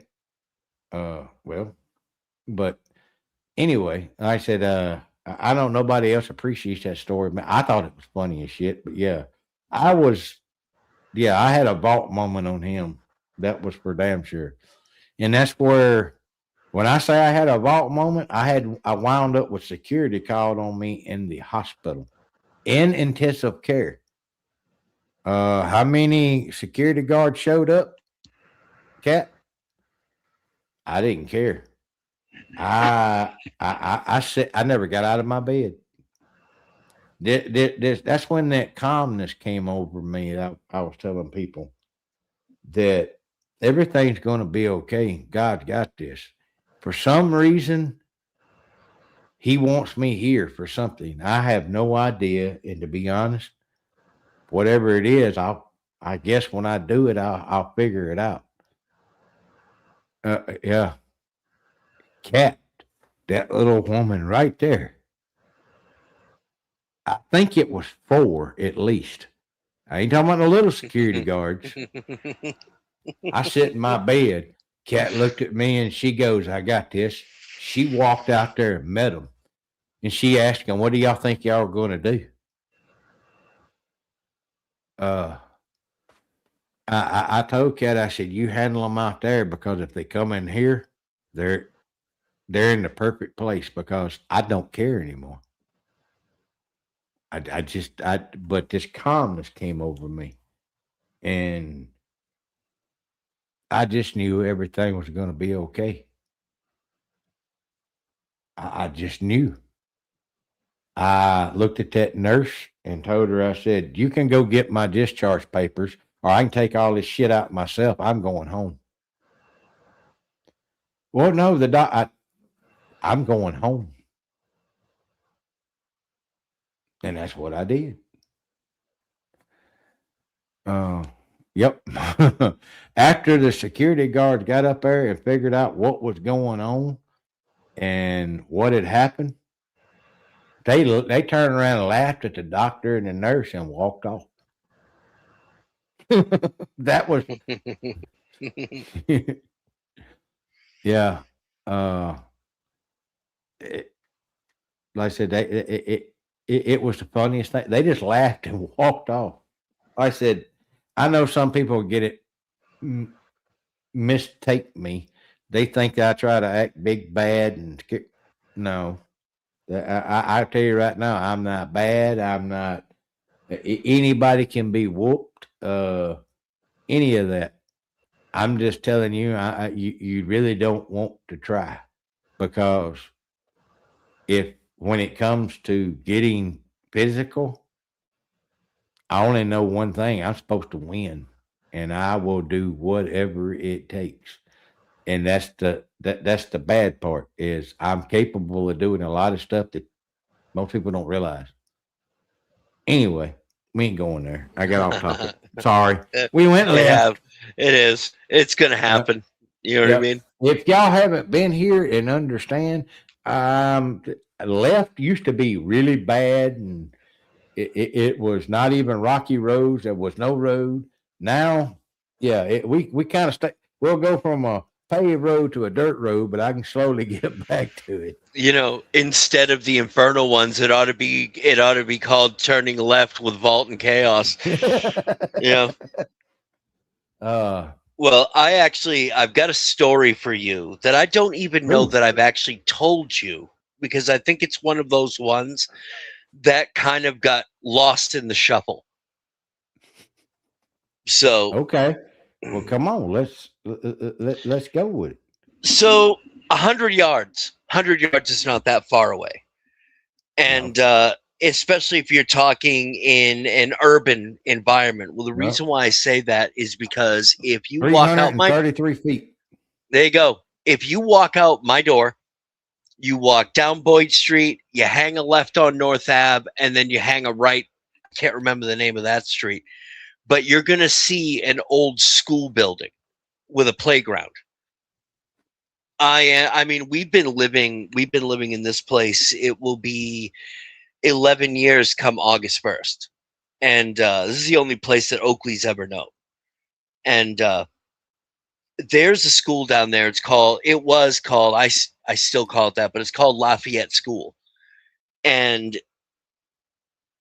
I had heard stories for many, many years about that school, about strange things. And it really wasn't anything that had to do with like people seeing things or feeling things. It was always that really weird feeling. And it mostly came from like kids, other kids that I had known that were friends of mine where we were in one school. And then, you know, when you go into like, it's like, you're going to go in a lot of ways. There's only a couple of kindergartens in the area. And when you get into an elementary setting, there's like 4 different schools. So everybody kind of branches off and then you all come back together in high school. And not to mention across the street from us, a couple of Renee's cousins used to live there. And the younger one there, I cannot remember his name to save my own life, but he went to Lafayette because he lived right across the street. And he used to talk about how Lafayette was just weird in his estimation. I'm like, all right, rock and roll. Well, it just so happens that one night, as a matter of fact, this was, let's see, We got Yarrow. He was only about 4 months old, so he was still just a little thing. And Oakley and I were walking him. Well, we walked down, we walked down the street around Rogers Super Dollar, came down Brook Street, and there was Lafayette. Well, we used to take the boys there all the time, because we're kind of night owls. So we would go there at night. And I'll tell you one thing, this school, this playground was the eeriest looking playground that I had ever been at. I mean, it was like one big yellow spotlight would shine down over, like you would almost expect to see swings start swinging by themselves. But the weird thing is that I never got any weird feelings from this place. Just never felt it. Would go down there with the kids in the day or at night, swing on the swings, jump around, and we go home. Was never really anything weird. Now, the school across the street over here, St. Thomas, that place is weird even now. The dog doesn't even want to go in there most times. And oh, dude, it's crazy. Some of the stuff we have a lot of footage from over there too. It's just insane. But aside from that, one night Oakley and I we're walking the puppy, and we decide that we're going to cut through Lafayette, and we're in the middle of the playground right behind the school. And now, mind you, this was springtime, because we got him in February, so it would have been April. Still a little cool up here, but decent enough. Weather's still a little wild. And it was a nice night. It was probably about 7, 8 o'clock at night. It was nice out. I mean, it was kind of a little weirdly warm, but anyway, we get into the playground. The wind picks up. The swing starts swinging. It was like a weird thing, like this weird gust of wind. And I looked at Oakley, and I'm like, "You think there's anything in there?" He's like, "What do you mean?" He's like people? I'm like, "No." He's like, "Oh, I don't know." I'm like, "Let's find out." So I pulled out my phone and I pulled Spirit Talker out. And I didn't really say anything. I waited a minute and it didn't say anything. I'm like, okay, maybe there's nothing here. So I asked, "Is there anybody with us?" And it came back, right after a snap, "Yes." I'm like, okay, where are you? Are you in the playground with us? Or are you in the school? "We are in the school." And I'm like, it said "we" specifically. I'm like, "How many is we?" And it said 6, 6, 8. And I'm like, am I supposed to do the math on that? Because I don't really math that well. I'm like the worst magic player you can imagine. I don't math. I have to keep a calculator with me. So it's like, okay. I'm like, "Do you want to give us any names?" And it rattled off a few names. There was a Joe. There was an Andrew. Might have been another name. I want to say a Laura. I'm not sure. Now, the weird thing about this is that I'm standing there and I'm looking up at the windows, because I'm probably maybe only about 20 feet from the building. So I'm looking up, and it's strange because there's no light in the windows at all. You know what I mean? There's nothing there. I look down at Oakley, and Oakley's looking up at the window, and I'm like, I kind of look up, and it looks like, I have to put this down so you can see. It looks like 2 fists right up against the window, and then it's gone. Okay. Like somebody, just exactly like what I did, put them right up against the window. Now, mind you, I'm literally, and I back off, and I'm by the swing set so I can see a little bit better. There is no hallway lights, no nothing, because that particular winter was, now Yarrow's a year and a half, so you could do the math from there. But that particular winter when we got him was very, very cold. So they had an issue with some homeless folks getting in there trying to stay warm. So at one point, I'm like, they were doing something in there anyway, so they would let people into a certain part of the building and have the heat on so they wouldn't freeze to death, which was nice of them, I guess, And so I didn't know if there were people still in there or not. And I'm like, okay. I'm like, you would think that seeing something like that, all right, whatever. So the wind kicks back up again. It's a cold wind. It kind of like what it did when we walked in, but the only difference is the dogs started barking and really wanted to leave that area. So I'm like, all right, let's go. So we walk out of that other entrance. The moment we get on the sidewalk, everything calms right down. It's just like it was before we even entered the property. Okay, so here's the weird thing. We walk, not if it wasn't weird as it was, we walk up the street a little bit, up, over, and we're now on North Avenue. The area that I was at, you could turn around and you could see the portion of the building clear as day, even though it was at night, clear as day, you could see a portion of the building that we were just standing next to. There is a hallway light on. That was not on when we were there before. I'm 100% confident those windows were dark. There is a silhouette standing in one of the windows where the light is, where you would think the light would be brightest. There's a silhouette standing there. It was a shadow, a human figure, a shadow, but it was very tall and very skinny. Did you get any of this on video? This was not on video. We just went out and took the dog for a walk. But here's the thing is that I did have Oakley with me. That boy will not lie for me. And I'm looking and I look down at him. I'm like, do you see that? And his eyes are fixed and he just nods his head. Yes. I turn around and I look back expecting and kind of hoping to see nothing, but no, it's still standing there. What this thing does is it side bends. So like what I mean by side bend is that if you're standing straight and you put your hands to your side and you bend sideways, you understand what I'm saying? So if you're like this and you bend sideways, no matter how skinny or how chubby you are, you can only bend so far. This thing bent to the point where the top of its head was level with its belt, where its belt would be. The look on your face is exactly the look. I'm like, Oakley, he's like, I'm ready to go home now. And we just turned and walked away. I was like, wow, okay. There's some stuff going on over there. I contacted a couple of people that I know that went to school there. One didn't really have anything for me, but the other one, a friend of mine, Sean, he used to work, he went to school there. He's like, yeah, dude, that place is just straight weird. And Gumby?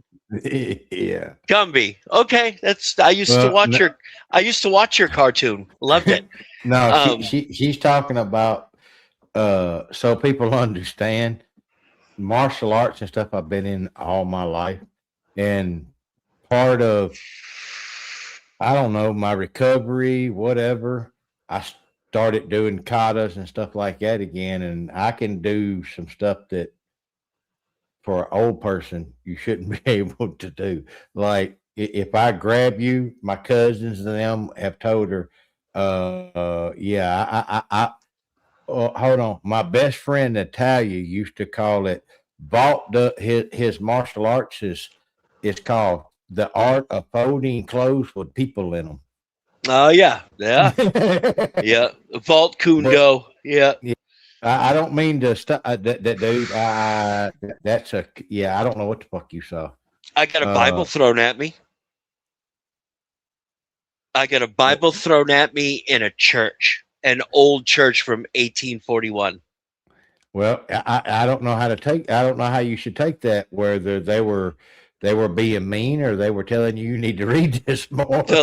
Well, there's this road in Acton, which is this place is probably like 20 minutes away from me, and that's just normal driving. It's not that far away, and it's a huge. As a matter of fact, I have the footage from inside the church when that happened. Not allowed to use it because it's got the people who the guy who let us in there, and because of the stuff that went on in there, he didn't want that used. He's like, but you can use the footage from outside the church you were doing. I'm like, okay, so I'll put that in a video. But the short of it was, there's this road that I used to go, trailing down with my Jeeps and my pickup trucks. And I got a hold of this guy that's kind of like a historical society in that town, and he let us in there. And it's one of those deals where we had like 4 or 5 lanterns, battery powered lanterns around us, because, dude, it's an old church. It doesn't have electricity or indoor plumbing or nothing. It's from 1841, and it's beautiful. It really was. I really wish I could use that footage, but until I get the go ahead, I don't want to, piss Yeah. anybody off. Yeah, And because that would probably keep you from going back and yeah, it would eliminate a lot of chances that could happen in the future. But the short of it was is that we're in there, and I made the mistake, and I never usually do this. I only do it in certain situations. Um, I don't normally ask spirits to move or do anything. I will let other people do that I'm with. Kind of like in Echoes from the Afterlife, episode 1, James and I are in a graveyard, asked a spirit to wave an American flag. It did. It's right there on camera. But I digress. Basically, I said, well, I'm like, you guys are doing a lot of talking, and then you're ignoring us, and then you're doing a lot of talking. I'm like, you're kind of iffy about it. I'm like, how about maybe moving one of those Bibles off a shelf over there? And next thing you know, it goes, whoop, right behind my head, bang, hits the wall and falls down. I'm like, I didn't necessarily mean my head as the shelf, but okay, rock and roll. I guess you pissed them off because you interrupted the conversation. A good possibility, or they just really took the initiative and just really wanted to give it that, Not to change the subject, but I'm gonna put you on the spot here Okay. because Cat was in the chat asking for chili recipes a while ago. Chili recipes. Do you remember the Vault's chili slogan you put together? Oh yeah, Vault's goddamn hot chili. Yeah. You want to do that one? Oh man, I don't even know if I remember. Oh man, it's been so long. When I need me a little hot fixin', I reach for a jar of that goddamn that Vault goddamn hot chili. It's so it's so hot you could cook a hog's ass in a spoonful. Made with Texas tough onions, noodle nuggets, tender chunks of beef. Hot. Goddamn hot. Ask for it by name. I think that's kind of how it went. I can't quite remember. It's been a while. It's okay, Cat. I forgot about the GD part, but oh shoot, I'm sorry. I don't. My bad. That's all right. But y'all, look, he recorded this one day. I don't know, he was bored or something, and sent it to me in a text. You remember that? Yeah. It was about. I played it, and I'm like, "What in the hell is this?" I played it again. Let's face it, it's not the first time I've done something like that. No. I almost made you swallow a cigarette one time on a live stream a long time ago because I was talking about Bigfoot and BDSM. Oh. So, if you just want to put yeah, we're talking about somebody, and they get a little funny with the big feet.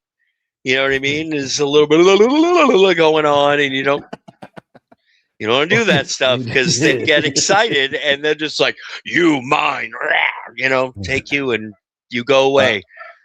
Well, I've got some stuff. I don't want to put it on YouTube, but there's, a lot of people go out in the woods and they play different Bigfoot sounds and everything, trying to get a response. This is going to be in a video that's going to be on the Patreon, because I'm going to tell you right now, this is going to come with a heavy disclaimer. If you do this, because I've had somebody else that at the time, I'm not going to mention their name, they've even admitted this happened. There are certain things you can do. If there's a squatch around, you'll know it. You will get an encounter that you will never forget. But there's something you can play, and it sounds odd and crazy. But if you play this, if there's some around, you will get it ain't just a response you're going to get. You're going to get a visit. Well, I said, I'll tell you what both of them are. One of them used to be a YouTuber here, and he was just like, Balt, you get so close to these things. How do you do it? And I was having a bad day, and I was like, you really want to get close to them? You really want to get close to them? He said, yeah. So I told him what to go out and do. Chaos can tell you he's admitted to this. So he Bacon. goes and does it. Bacon. Take some bacon out there and start cooking it. I ain't talking about a little bit. I'm talking about you get like he got a box full of the bacon ends and pieces. He threw it in a built a fire, threw it in a skillet, and it started cooking. And he says in his words, I'm not going to say who said this, but he goes, I heard. Ooh, ooh, ooh, ooh, ooh. He said they started out trying to sound like an owl, and then they just didn't care. He said it went from ooh, ooh, like an owl to ooh, ooh. He said, and it started coming through the woods, but it sounded like it was dragging everything behind it. I was like, well, what did you do? He said, I left. I said, I thought you had an encounter. He goes, oh, no. He said that thing was coming in, and it didn't care anymore. And they went back like a day or so later. Skillet, this is an iron skillet, was tore in half. The logs were scattered, everything like that. And he's like, I said, well, did you take the bacon grease rag? He goes, yeah, I'm not doing none of that crap. He said, don't tell me nothing else. I don't want to know nothing else. I thought you wanted an encounter. I don't know what it is about bacon, especially fresh bacon cooking, but what is it? Well, I mean, I know how I feel when fresh bacon is cooking, so I can only imagine. Yeah, we're gonna do that. Like I said, but like I said, there's something else though you can download and play. Yeah, Arkansas. We wasn't even looking for Bigfoot. We were actually on our very first Valentine's as a married couple together at a Airbnb in the woods, and that did not go. Like I said, we weren't looking for Squatch. Squatch was not on my mind. It's Valentine's Day, and I'm there with my newlywed wife. So Bigfoot is not on my mind. But well, I'm gonna say this. I don't know what it was, but I think it was some kind of Squatch of some sort. I think there was something wrong with it, and this thing, yeah, it was it was not happy, especially because we wasn't playing along with. There was rule. They had a book laying there. This is the other crazy thing. Y'all need to pay attention to stuff when you go places that you've never been before, because there was a book laying out that had a specific set of rules you're supposed to follow at this Airbnb. One of them is every night before dark, you put your garbage, all your leftovers and garbage in the garbage can and just leave it there. The other thing is never lock the doors because something tore the doors off before, or no, how did they put it, Cat? Someone or something tore the doors off before and made a mess, so we don't lock the doors. I'm like, you're full of shit. The whole back of this house is nothing but glass. It was that. What were some of the other rules that they had there? I can't. It was the craziest thing. I looked at Cat and I'm like, this don't make no. Is this a joke? Now remember, there's not supposed to be any Wi-Fi there. There's not supposed to be a TV. Nothing there. We that's not what we were there for. Well, me being me, I kept hearing this hum, and I can hear things at a different frequency than most people can. It's kind of like a dog whistle. And so I start looking around. There's cabinets everywhere. Some of them are locked and some of them aren't. And I found a Wi-Fi router. I found a TV, and then I started finding cameras. let's put it this way. We didn't stay there. No. The oddity is that's like the bathroom window was at ground level, right in the shower. There's a 5 foot by 4 foot window, and the blind is not inside. It's an electric blind that goes up and down, and it's outside the bathroom window. And the window is in. You stand in the shower, the window's right there. Well, something while Cat was in there pulled the blind back away from the house, like just pulled it away. And then she made a noise. It dropped it. She dropped down in the tub and hollered for me. Yeah, look, it's in there. These were the rules. That's one of them. This is the other one. This don't harass the wildlife. Yeah. Did that say there is a bat that knocks on the window? Yes, because I'm like the bedroom, like I said, one side of the house, the whole side of the house is glass.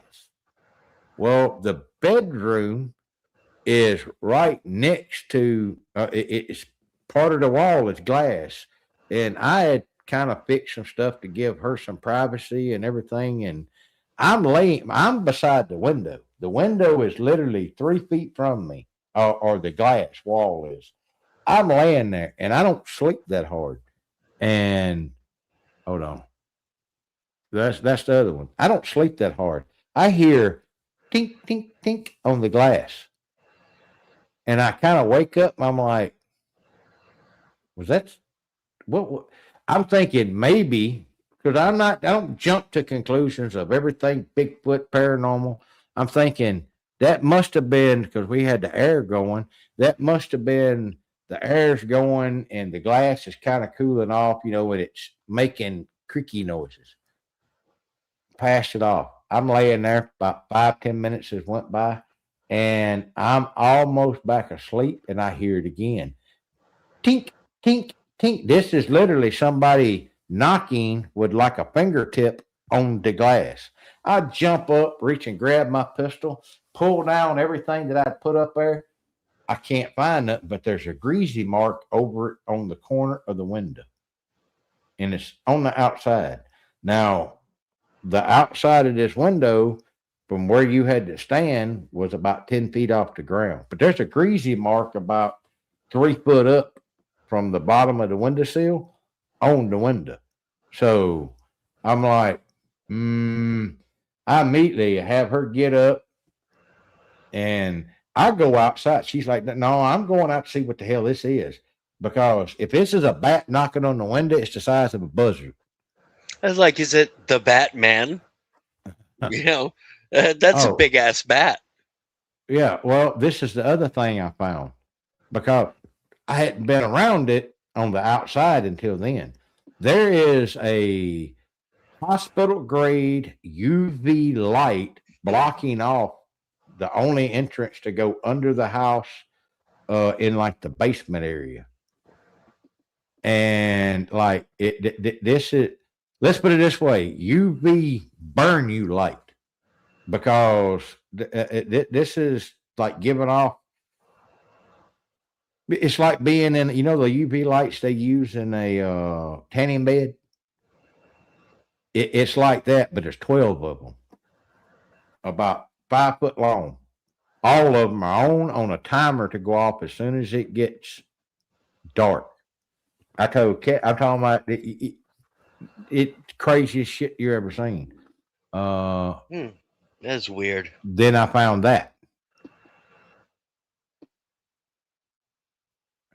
So I go looking around when it gets daylight. I find a nest. If it is a bird's nest, there's a pterodactyl that lives around there somewhere. Oh, that's good. Yeah, the nest is made up of vines and fresh boughs that have been placed to make it soft. It's probably 10 foot by 12 foot under this bridge. It isn't marsh. It's above the water line because you can see where the water line. as we're standing there, you can hear something coming through the woods. I told Cat, I said, let's back up. I used to have a picture put up. Right beside that is a break. Cat standing under the break. And it's about that far over her head. The tree limb is about that big around. It just went, you can tell where it was spun and broke off. Only one right there in the area.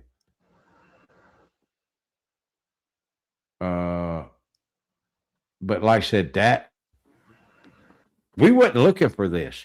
That night, this thing starts screaming. It's just out of the where you can see from the light of the house. This thing starts screaming, and it sounds like terry metal, a pterodactyl, T-Rex, whatever, and an elephant trumpeting all at the same time. Ooh. It starts to, and Cat asked me, and see, this is the thing. Like I said, I don't try to play brave just to make somebody happy or whatever. It's not about that to me.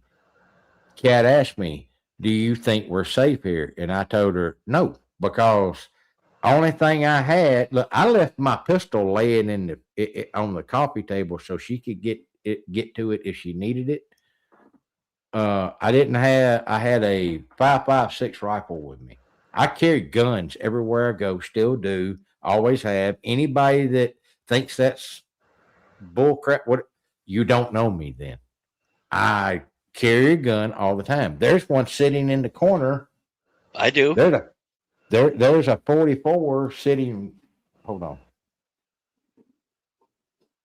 I don't know. I may be blocking it. I don't know if you can. Where the hell did it? Oh, wrong way. No, it's supposed to be that way. Yeah.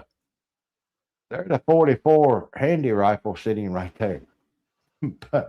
So, like I said, that ain't. That's not a joke. That's not being macho. That's not. I always have, because of what I used to do. I made a lot of enemies out of people that mean business, like MS-13,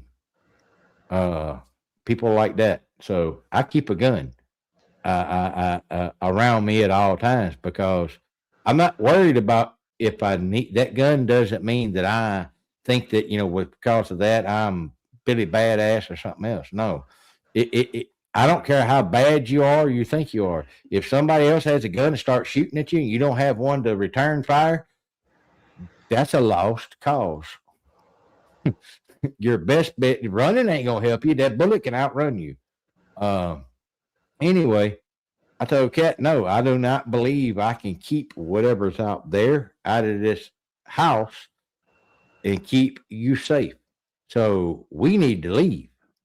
And we started packing everything up, brought it into the living room. And from there, I had her stand right there with that pistol and told her, do not come outside. I don't care what you hear. Stay in here.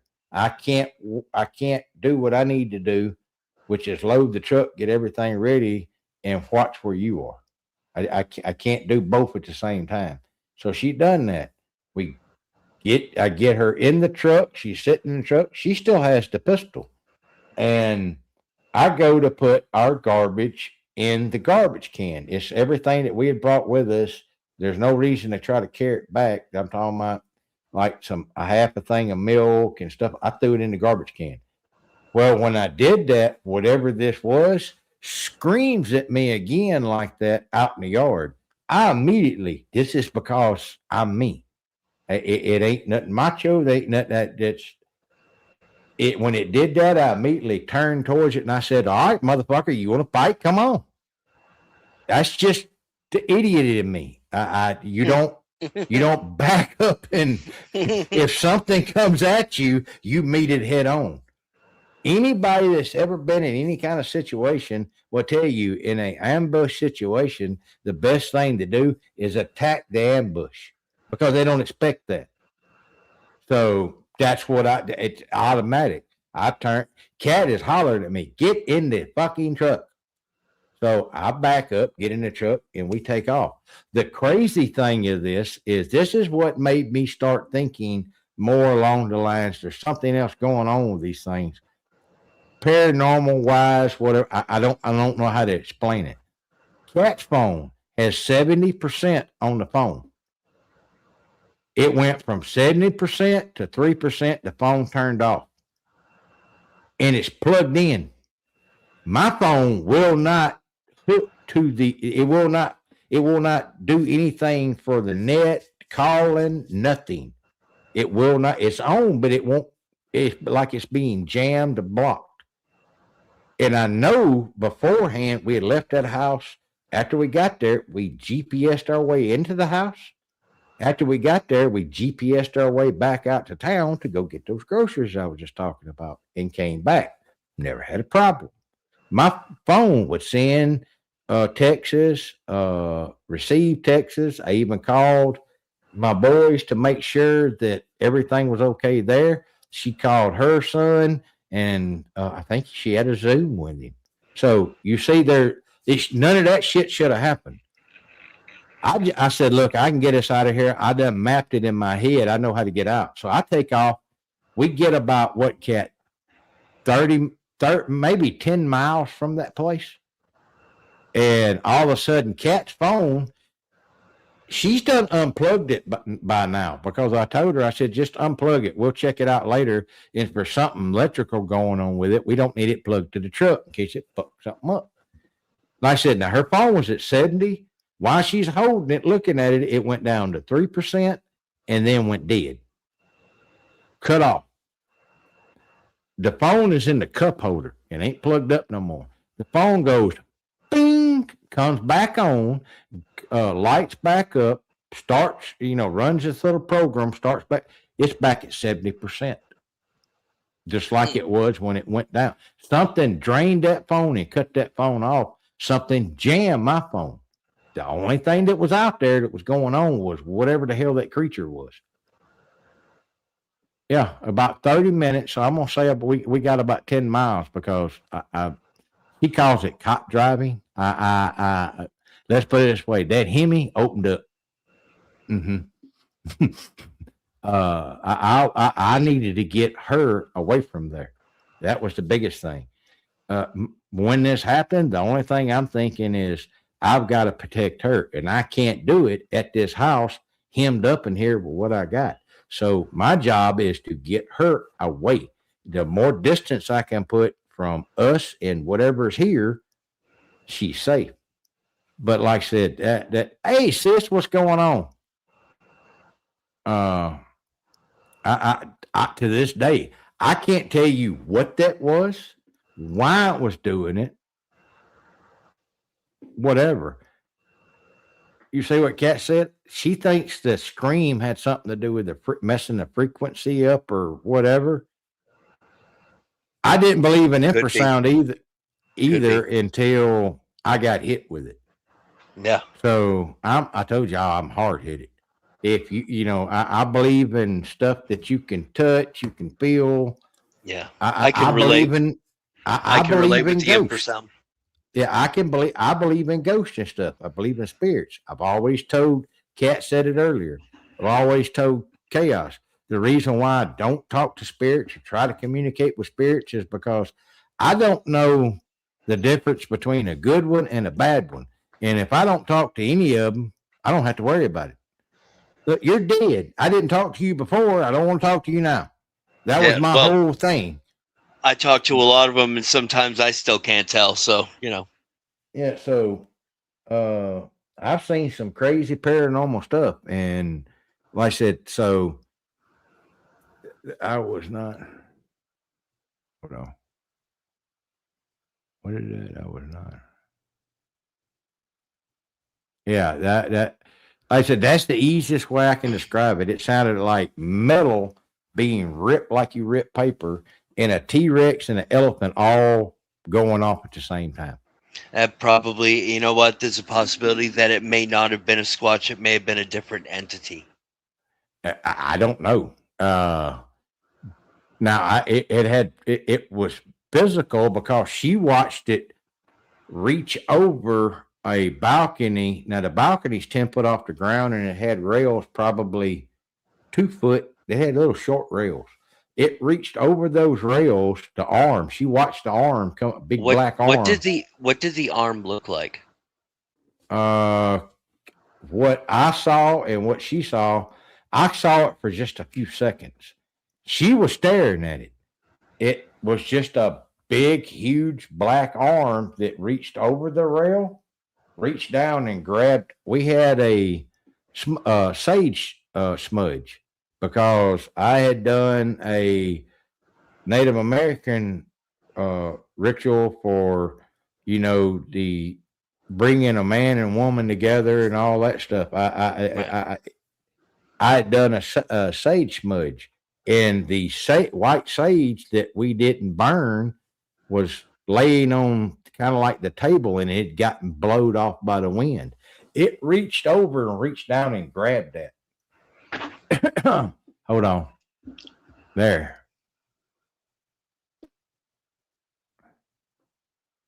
So whatever it was, was ahead. it hairy? Oh yeah, it was thick, and it wasn't long. It was shorter. It was a little longer than I'm gonna say than bear hair, but it was coarse and thick. Yeah, hold on.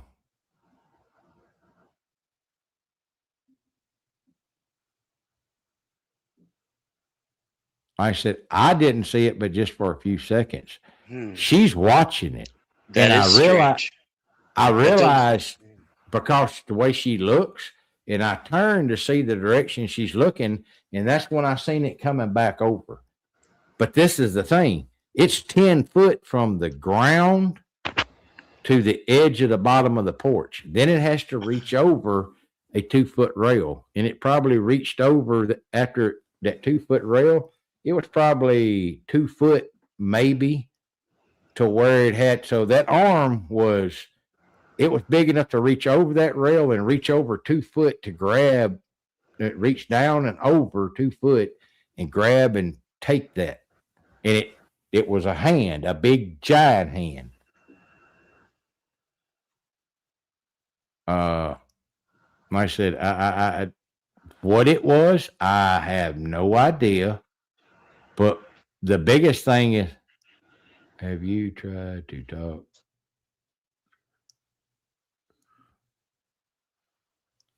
Who? I don't know who that is. I don't think. Do you know who that is? A cryptid podcast? I think I've heard of that podcast. I haven't talked to anybody about cryptid stuff except for Chaos, John Bell, Larry Fletcher. My big mouth. Oh. Yeah, I no, because I personally don't think that was a squatch. I don't know what that was. Not your normal everyday squatch that you would think. You know what I'm saying? The sound it made, the lung capacity that it had to have, its chest had to be bigger than a 55-gallon drum. Like I said, the height that I'm guessing, I never seen it straight on. I'm just guessing because of whatever, the stuff it had to go around to move around. I'm gonna say it was at least 10 foot tall, and I'm saying you just out of guessing, probably 1,000 pounds or more of what this critter probably weighed. Wow. Whatever it was. Like I said, I had a 9mm pistol and a 5.56 rifle. Might as well have been shooting a grizzly bear with a BB gun. Yeah, that's like mosquitoes bouncing off of Arnold's chest. Be like, ugh. You know what I mean? It's not gonna do any good. Yeah, I don't know him. You'll have to email me a link to his channel so I can check him out. Like I said, I have a whole lot of people that I've known in the industry for a while to Hey, could you bring that back? That that comment, that last comment from Chris about the Ozarks. that one. Yeah, you were in the Ozarks. Yeah. You think that could have been the Howler? I don't know. We were in. Because if you look it up, the Ozarks Howler is a Bigfoot-like creature, but it's also kind of like a giant gorilla, Well, I'll and tell it y'all, makes that kind of noise. I'll tell you right where, close to where we were, or the closest landmark to where we were. Uh, hold on. I got to think of, I got to get the name to come out of my mouth. That damn, Cherokee Village in Arkansas. Well, she mentioned the Ozarks. I'm like, the Ozarks are beautiful. I'm like, dude, that sounds. Now everything kind of is going together. It sounds like you guys may have run into the Ozark Howler. Remember, we were doing a documentary, and that was what we were playing after we celebrated our, what we were celebrating. We were going to shoot the documentary, and we had went to the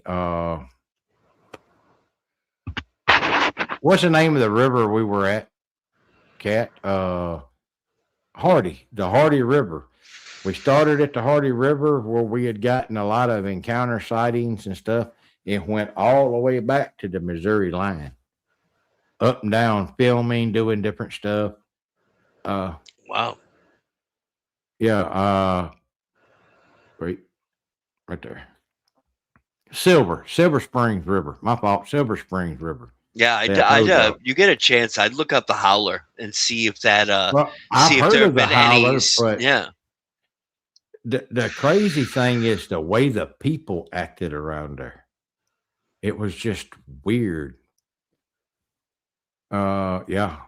We found another. I did have a video with that on it, and my other computer, it took a crap, and I think lightning came in on it because it messed up the motherboard, the hard drive, and a bunch of other stuff. You sure it wasn't a 9mm or a 45? No. Oh, okay. No, I had too much in this. That was my home built computer. Oh, okay. That big one. Yep. Yeah, the one I called the War Machine. Yeah. It got fried. Oops. Yeah.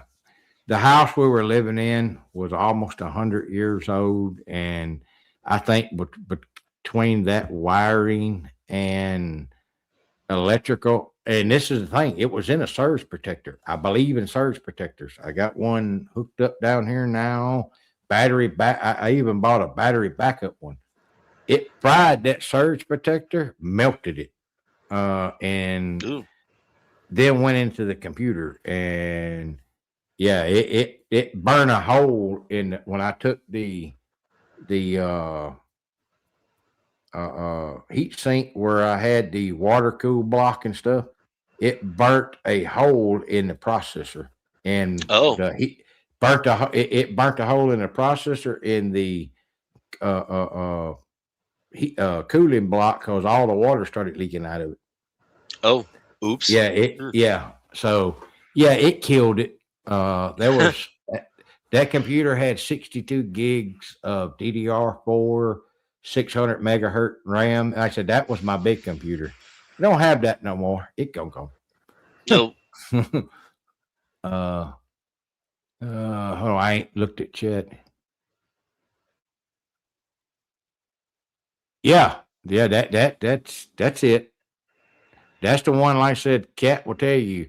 She was trying to take a shower and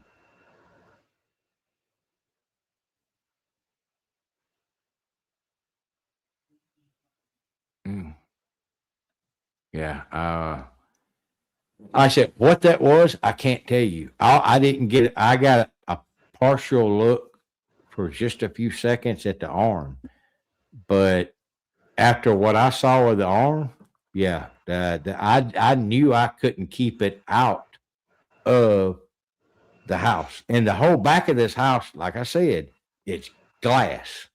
It is glass from the ceiling to the floor.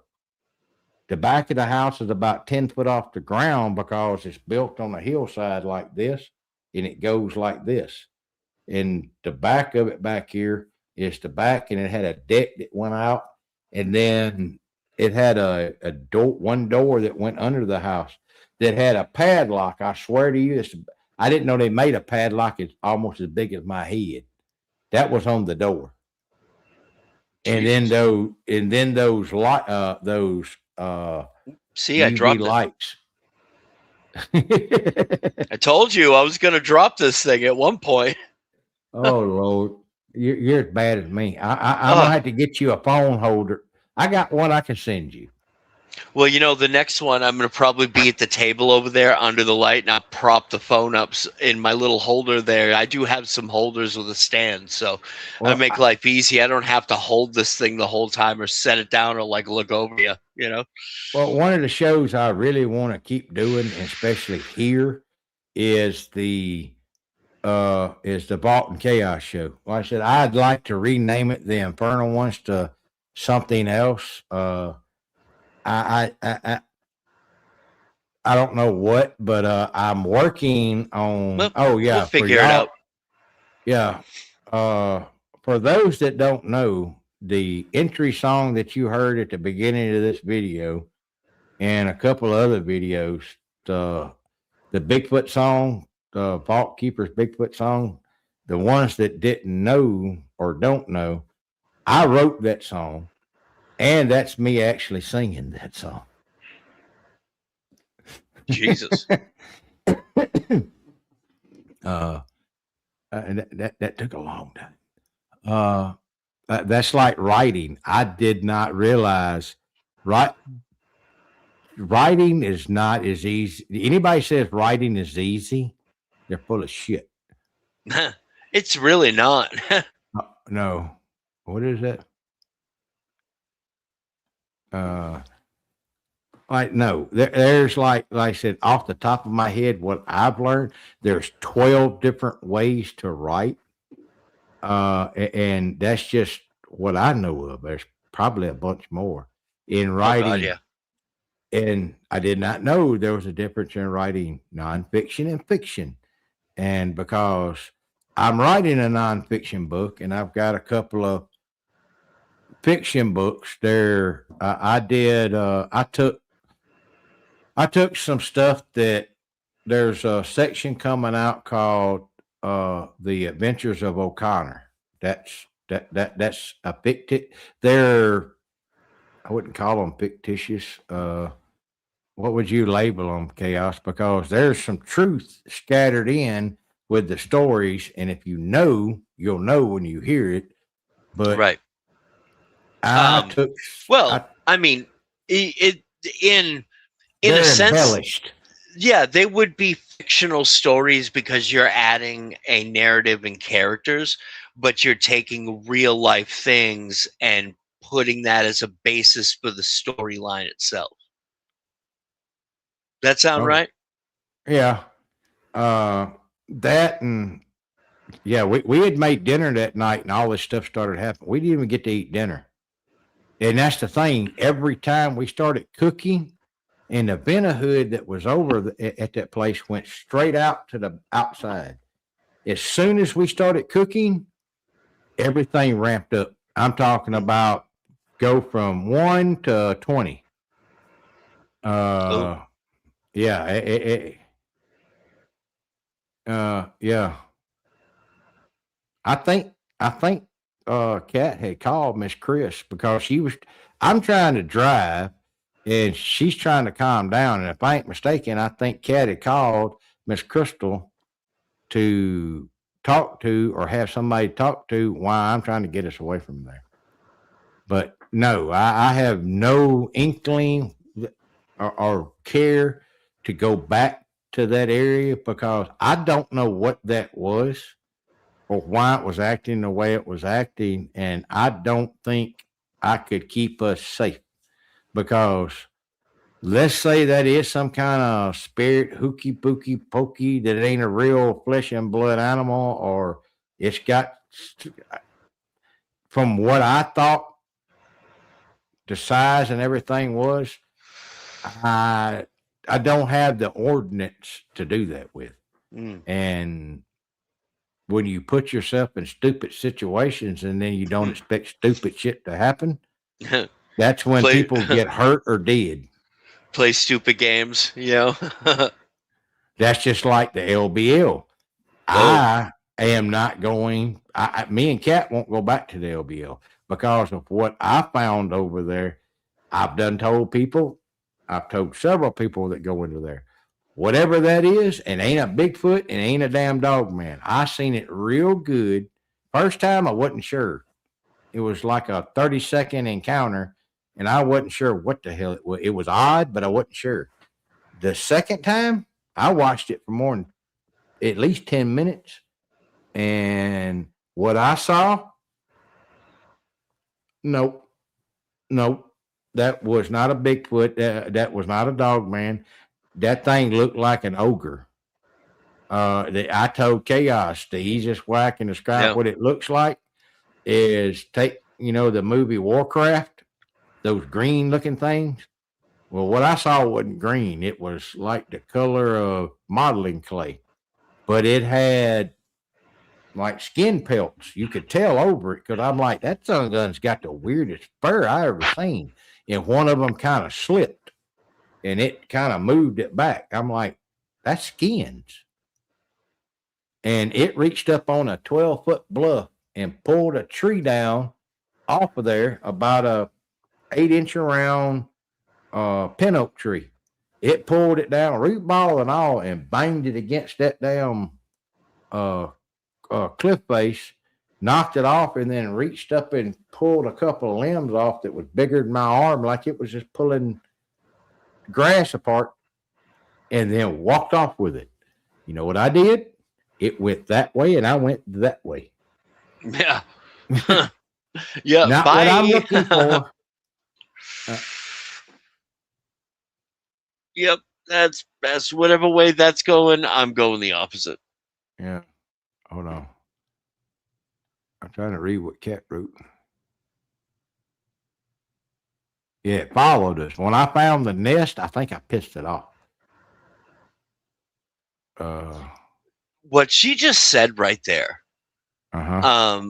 It whistled like a bird, but it didn't sound like a bird. Do you remember when I was talking to you about the experience that we had at the wreck, myself, Jason, and Sandra at the wreck, that something was above us in the trees and it sounded like a bird? It was like a whistling and a chirping noise. Yeah, and then like it came. Yeah, it was but it's a whistle. It's a whistle. I can't do it because I don't have enough teeth left right now. That's the other thing. See, I'm in the process of getting new chompers and shit pulled out. Fun stuff. Yeah, it was. I know y'all want to know about. I can't do the chirp, but the whistle was like a. Yeah, but it's got this vibration to it. Yeah. Yep. And I couldn't understand where it was coming from until I looked up, and I was like, "Oh." I'm like, is there something up there? And that's when Jay was over at the edge of the trail, and he's like, something's coming, because it stopped moving around in the trees, and then it came down out of the tree on like a 20-foot rise, probably about 10 to 15 feet ahead of us. Excuse me. And it sounded, I mean, I don't know what it was. Unless it was like a 600-pound homeless man that was like ninja bow down there. It was like boom, boom, boom, boom. Like it came down on four legs. Yeah, and we ran away. And at that point, the spirit box is saying right before it come out the tree, the spirit box is like, run away. And then, and we did. We ran away, and we get up on into the actual park area, and then it said, you're safe. Like, thanks. Appreciate that. I mean, it's all on camera and audio. So it's like, I wish. I'd love to get to hear that. Yeah, But I'll play that for you. And I actually also have the chirping. I didn't catch the chirping and the whistling um at that moment, but when we went back a few days later, we had 4 other people with us. All had spirit boxes, all had audio and video equipment. And I actually handed a digital recorder off to one of the people next to me. I said, just hold that, keep it out. And when you're listening to the digital, you can actually hear the chirping and the whistling because we went from the wreck area down the trail to Indian's Last Leap, or the Leap as we call it. And then we walked back, and we were doing our investigation the entire time, and you could hear it because it was following us through the woods. And it's just like, wow, that's insane. Because I mean, dude, that was the craziest thing. Like well, Bubby and I came down to a week before that. We came down to the wreck because there was a drowning that happened, and there was a lot of people had lost their life in that water, that section of the Mousom River where the beach was. And it wasn't, it was a lot of it was people drinking at night and they drowned. You know what I mean? When we went down there, we had gotten a lot of stuff off the spirit box. And I had said to him, I said, I want to go down the trail to the leap. I want to kind of walk down that way. And it was dark. We had a couple of flashlights. And I'm like, are you cool with that? And he's like, yeah, all right, we can do that. We got enough lights. We had a couple of spotlights with us. And we probably got down, I think, maybe it wasn't very far, 50 feet down that trail. And Bubby, my oldest boy, stops and he's like, wait, do you hear that? I'm like, hear what? And he's like, just listen really good. And it was it was pitch black out, but it was dead quiet. And you could hear off in the distance, boom, boom, boom, boom, boom, boom, boom, boom. In that way, like drums. And I was like, oh, okay. All right, I'm good. Let's go. Because see, you have to understand the area. You've got a big section of the Mousom River. And on one side of the wreck is Riverside Cemetery. On the other side of the leap, is a large veteran cemetery. And right in the middle, you've got this beachhead playground picnic area with a trail, and it goes over to the leap, which is another swimming hole. And that whole middle section has its own energy, man. And it is really weird. So, like, when now the 3 of us, Jason, Sandy, and I, that night, we go down, we come up off the road, and we walk down into the big grassy area, and we walk over. I'm like, listen, I want to go down to the beach first and take some readings and head down to the leap. They're like, cool. We get down there's like these big set of stone stairs, different levels, and it goes down to a little beachhead area. And Jason stops me. He goes, "Oh, dude, look." I turn around and look, and all I see is skin. There was on the very edge of the beach. There's like almost like a storage house, and it's got a wooden deck that was built there. That's probably maybe about, I don't know, couple 3 or 4 feet up off the beach itself. It's right there, and there was a couple there, and they were doing some stuff right there under the spotlight. And I'm like, that's a weird place to do that. But we're like a couple of kids from a South Park show. We're giggling like a bunch of damn pixies. I'm like, all right, let's just go hit the trail. And I think it was one of those things that we were in the wrong place at the right time. I don't think it was anything we did. I think it was what was going on down on the beach, and just a general weird vibe that was going on anyway. But it didn't strike me as anything because, let's face it, every place I go into has a general weird vibe. So, then that happens, and then we come back with reinforcements a few days later and kind of conclude our investigation at that point. Well, you know that squatch, or that noise you heard, actually has a name that has been kind of coined around. It's called the Bigfoot bionic bird noise. If you look it up, Okay. you can probably find it and hear it, and I bet you it's gonna match what you heard. It's a weird noise. My I'm not earbud keeps tickling my ear. I'm not going to discount it, but here's the weird thing is it's one of those things like in anybody who knows Maine, who's been to Maine, Sanford is an urban area. And as you get into Springvale Village and out towards Acton, it's a little urban but more rural. Bigfoot, from what I understand, don't normally come that close. Okay. It might have been a once in a million thing. Okay. Right place, No, they wrong get time. closer to they get see that's the thing. Cat can tell you this now. Where people think they got to go into the deep dark woods to find squatch, no, they will come out to urban areas a whole lot. But here's the thing. I've been doing research. That's why it's taking forever to do this video.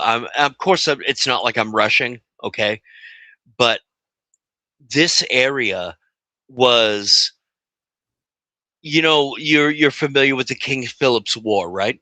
Mm-hmm. Well, that went all the way from like Rhode Island all the way up into Maine. It was not the main set of fighting for the war itself was in one general area, but that whole set of hostilities stretched all the way up to Canada.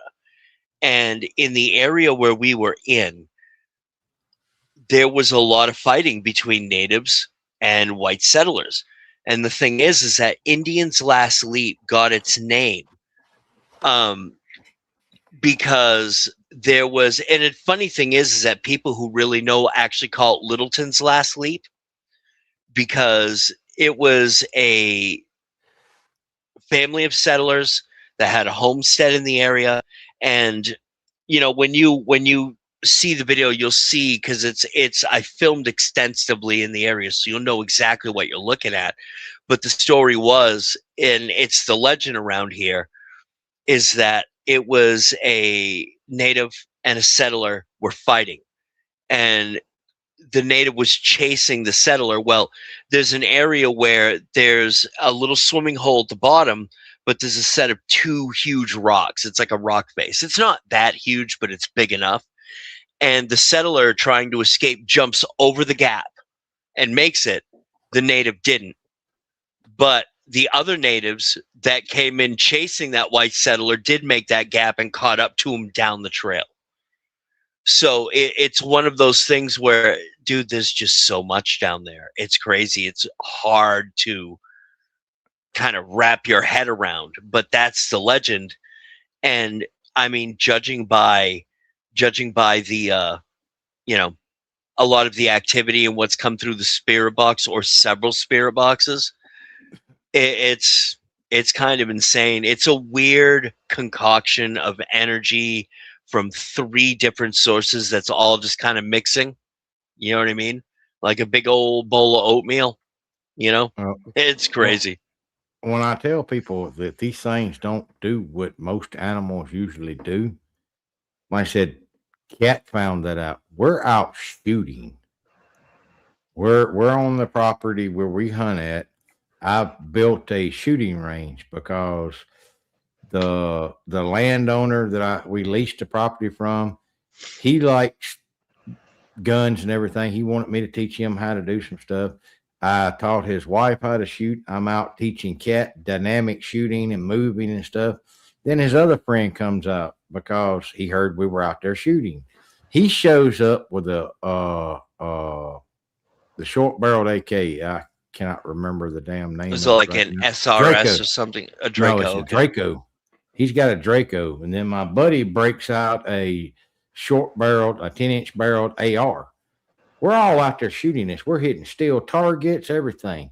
And Cat looks over, and she's staring for a while, and I noticed, and I don't say nothing, and she's loading the magazine, but she's not looking at where she's loading the magazine. She's looking straight up in front of her. But the way she's doing it, she's not making it obvious. So I walk over and I ask her, I said, "You okay?" Because these weapons are loud. Now we have Walker electronic earmuffs and all that stuff on, and so we can talk like this right here, not be yelling. And I said, "Are you okay?" She goes, "Are there any boulders out here?" I said, "No, sweetheart. We're far enough down. We're far enough in Mississippi." I said, "We don't have no boulders around here. Plus, at one time, this used to be a farm. There would be no reason to have a boulder around here because it'd be in the way." Why? She goes, "Well, there's a boulder over there, and I've noticed it's got an eyeball looking at us. It's about 50 yards from us. It had crawled up behind, kind of behind a probably, I don't know, 11-inch pine tree, but it's sitting there squatted where it looked like it was holding its knees, and it's got this freaking goofy ass. It looks like a cauliflower head. It's misshapen or old or knotted up or something, and it looks like a boulder. It looks like a half a sheet of plywood sitting there. That's what it looks like, but it's in the shape of a boulder. It's that wide and about that tall, and it's just watching us. And like I said, we probably have fired. I don't know how long it had been there. I don't know when it left, because when she looked back, she goes, "You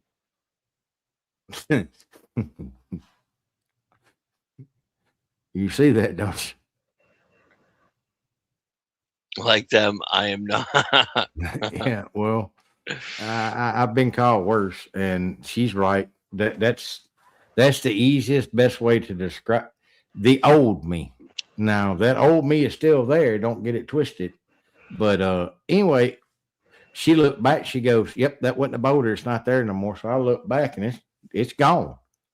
I don't know how long it had been sitting there, but I know during the time that she noticed it and we talked about it, they fired at least 4 mags. I think the Draco he was shooting had a 30-round mag, and he fired 2 or 3 of those. The AR, he was using a Dato mag, so it had almost 100 rounds in it. And I told him, I said, I don't like him because it kept jamming on him. I said, that's why I don't like them damn things. But that's what I'm saying. Now, this is out of short barrel guns, so it's even louder. We had fired her 350 Legend bolt gun that has a muzzle brake, and it makes it louder. My 308 with a muzzle brake is really loud. And then that 44 back here with a 16-inch barrel, it's loud. But like I said, this thing was curious. It didn't. We have not had one, except for one, try to push us off, and that's whenever I'd shot a deer, the first deer out there, and I was cleaning it, showing Cat how to clean and process the animal and stuff like that. One come up about 20 yards, just a big laurel thicket and just a wall of brush. It had crawled up in there and it started growling. Now, to understand how this thing sounds, think of a cow that goes, but make it into a growl. And Cat goes, "Is that a cow?" I said, "Sweetheart, there ain't no cows out here." I said, "Cows don't growl." Cheese on mine. yeah. I said, "Cows don't growl." And she starts to get, I said, what it's trying to do is push us off this deer. It wants this deer. And I looked over at Cobra. That's my youngest son. He's got that 44 back here. And I looked at him. He's laid back on the four-wheeler, kicked back like this. I said, you need to go back that thing off until I get done. Okay. He takes off that. He gets off and takes off down through there. And hold on a second. I clicked on something I wasn't supposed to by accident when I leaned back. Oops. She said, no, don't let him. He's the only one with I have a pistol on me, but she's like, he's the only one with a rifle. I said, he's fine. He knows what he's doing. You can hear this thing as Cobra moves down and kind of circles it move off. I said, it's gone. It got the point. Yeah. I kind of turned around and did I growled back at it. Like I said, I wanted to know I'm a predator too. And see, most people don't understand this. Predators in the wild, if they don't have to, they don't fight because they run the risk of not only killing whatever they're trying to fight, but probably getting killed themselves. So they do a lot of what I call posturing and, when you got two little goofballs trying to act like they want to be big and bad and tough with each other, they poke out their chest, and strut around. That's what a lot of it is posturing. And a predator, if you act like a predator, if you don't act like prey, it will throw it off because, wait a minute, because they're trying to figure out if you're prey or if you're a predator or food. That's not a predator. That's the only thing it wants to know. Are you food or are you another predator? And do I think that I can survive attacking you to kill you, to eat you, or will it not work out for me? What?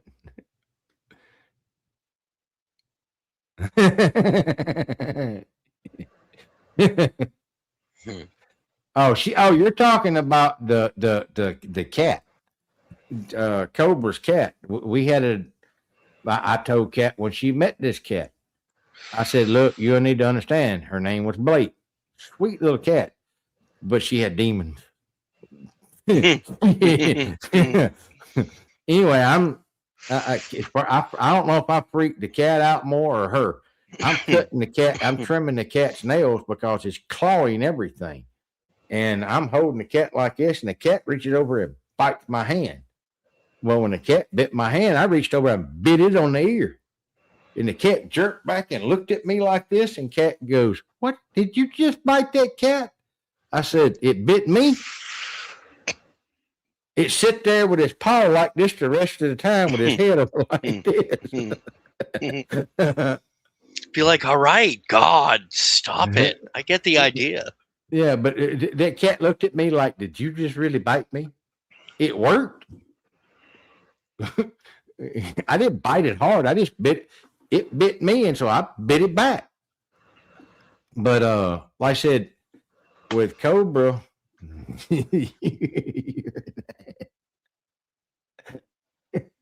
that's like with my dog, man. He gets sometimes like, he'll get uppity and want to talk to me, to do that like growl talking to me, like he wants to talk back, and then I just kind of reach over and grab him in his big lips because he's got those he's a chocolate lab pit, so he's got the big meaty lips on his face. I'll reach over and grab a lip. I'll be like, "Are you sure you want to do that?" And he's just kind of like looks at me like, "Okay, you win." Well, that's like I said, I running and me don't equal. I don't run. Fuck that. I ain't never run. I've got a fishing channel, y'all. Hook Down and Dirty. If y'all are not subscribed, please go over to Hook Down and Dirty and subscribe, because there's going to be some hunting and fishing stuff, and I got in with a lot of people doing that. Well, I'm out before we left the other house that was sold that we were in. There was a 10-acre lake, big, huge lake. Loved it out there. Well, I'm standing out, and because I'm still having issues on unlevel ground a little bit standing there, I had a piece of plywood put out there, and it's literally that far away from the edge of the water. I'm out there fishing.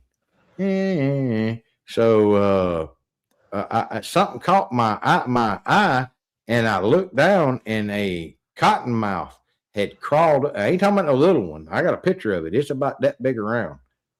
It had then crawled up where I am and right between my feet. And it's like my foot is here. The snake is here right between them. And it has reared up. I just reached down my hand and slapped it. Pow! And when I did, it hit the damn ground, and its eyes went kind of goofy-eyed, and it started rolling around and around. I reached down, picked it up, put it on the table, and it just kind of rolled up in a ball and laid there.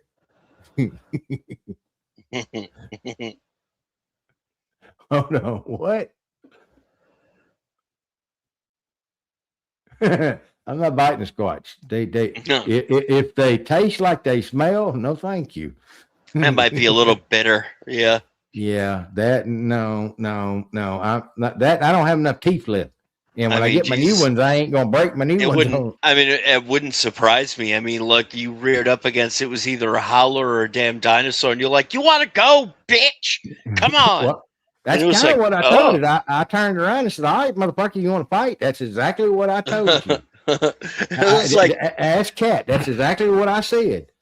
And Kat looked at me when I got in the truck. She goes, "What were you thinking?" I said, "I was thinking if it wanted to fight, I wasn't turning my back on it." Yeah, it's about the only time that thing went no. God, why would I want to know? Look, all I can say is if it's a male, I know where I'm going for. And the other thing is, I got a pocket knife still.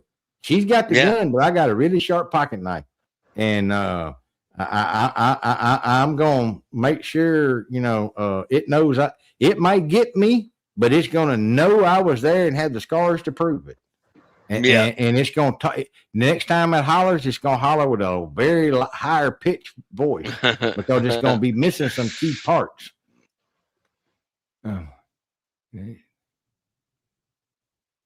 I think I sent you that picture of the snake. Look, I'm telling y'all, that snake's eyes were going different directions after I smacked it.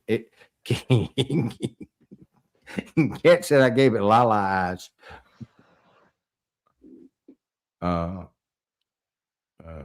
Cobra's lethal. Yeah, Cobra's little dog is the sister to Tinkerbell, and she's got. We call them goofy eyes. One eye will be looking at you, and the other one's looking over here, or vice versa. And her name is Lala, so we call it Lala eyes. The lovingest little dog. I tell you what, you want to know if it's going to rain or storm? If that dog starts huffing and panting and going crazy, the sun can be up. Whatever. It's fixing to storm within an hour. Yeah, squatches smell. Not all the time, but they smell. And if you ever get that smell in your nose, you won't never forget it. And if you pick up the hairs and everything and start messing with them, whatever you touch, I hope you didn't want, because you cannot wash it off or nothing else. It will stay on there. I still remember the smell from the one I saw. So you never, ever, ever forget that.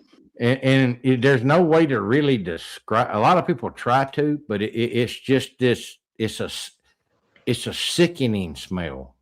There's nothing else I've ever smelt like it.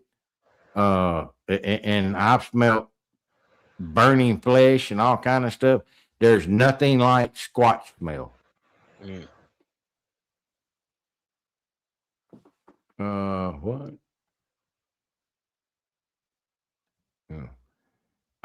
Yeah. But it's like a smell you can taste. Oh yeah, you can. Ugh. It definitely gets involved with your taste buds, your everything. They say if you can taste it, if you can smell it, you can taste it, because your tongue and taste buds. I hope not, because that is a disgusting. I know it'll make you. Sometimes it'll make you it'll start making you gag, your eyes water. Stuff like they water and burn. Oh yeah. But I can't wait to us to. Like I said, I don't know how we're going to do this yet, but we're going to do it. I want to do it as long as you do. Oh yeah, I'm down. I'm there. And I think it's going to be on Friday nights. It probably won't be as long. This went way longer than I thought. Yeah, it's okay though. But the first initial show, you gotta under promise and over deliver. Well, it was an impromptu show too. We actually started a show, and for some reason it wouldn't show up on YouTube. Do you know that show didn't even save in my archives? I don't know what I did wrong. It doesn't even show up in StreamYard or YouTube that we did another show. We started a show and we were going and trying. I was like, this is not even showing up on my YouTube. What the hell? And so we took it down. I was going to delete it, but it deleted itself. I don't know where the hell it went. It's somewhere in the ethersphere. Yep. But yeah, I think we're going to try to call this one. If y'all will leave me a comment in the description of this, if you liked the short story that I put out that Cat read, I said I got a whole bunch more of those, and then Chaos has agreed to give me a bunch of others, and I'm trying to talk him out of Pizza Head. That's one of my favorites, but he's got several. I have to, dude. I got a whole series. We talked about this, and I got, you know what I mean. I've got, what is it? I've got Big Head, Dog Head, Vamp Head. That one's gonna really piss people off. What was the other one? Lobster Head. Yeah, I got a series. The dude Noodles. You know what I mean? Yeah. Well, like I said, it's a breakup of the monotony, and that's kind of what I want now. Like I said, yeah, we're going to do some serious shows. Like, if y'all go look, I finally put back up the old show I did with Wes Garmer. And for those that want to know that's new here about me, I was the one that brought Wes Garmer for the first time to YouTube. That's the show. In the show, he says it at the very beginning of the show. I'm talking to Wes again about doing another interview with him again. And first thing he told me, he's like, I don't want to be on YouTube. He said, where are you at now, Bob? He said, I heard you left. I said, I did. And I told him what was going on. I said, but I'm fixing to start doing a Patreon, and that's where I'm going to put stuff like this at. He said, I'll do it if it's on Patreon. So nice. That's another reason, y'all, I'm doing it. Like I said, the stories and the shorts, I'm going to put some of them here, but I'm going to put a lot of the stuff. I'm building the Patreon up, and I hope when I get it up, people will go and subscribe. If you can't, I understand. Don't think I don't. And as long as YouTube will let me put stuff here, I'm going to put stuff here too. But I'm trying to build my own platform to where we're not trying to do shows or tell y'all about something or bring y'all stuff that one hand's tied behind our back. And YouTube is making a crap load of money off of these creators. And a lot of people don't understand why. Well, if they're making so much money off these creators, why are they deleting them? Well, if you just go look up on YouTube why channels are being not only demonetized but deleted, and it will explain everything through the algorithm. And it's a lot of genres. This genre's been hit several, like one of the biggest and best that did storytelling, Dixie Cryptid. They demonetized him. He never, ever, ever did anything to anybody. Did he said anything wrong or nothing else? He just put out good stuff. I'm an absolute fan of the Steve Lilly's. Yeah, I like Cam's Steve Lilly stories. I like his regular channel where he tells, you know, whatever stories are written in. That guy was as PC as you could possibly get. And so it's, you know, it's just, it's a damn shame. The reason they gave him, don't you? They didn't like his video. They didn't like the way his video looked. Dude, right. He was doing a lot of his videos were of his chickens or him and his dogs riding around in the woods on a bus. What the hell was wrong with it?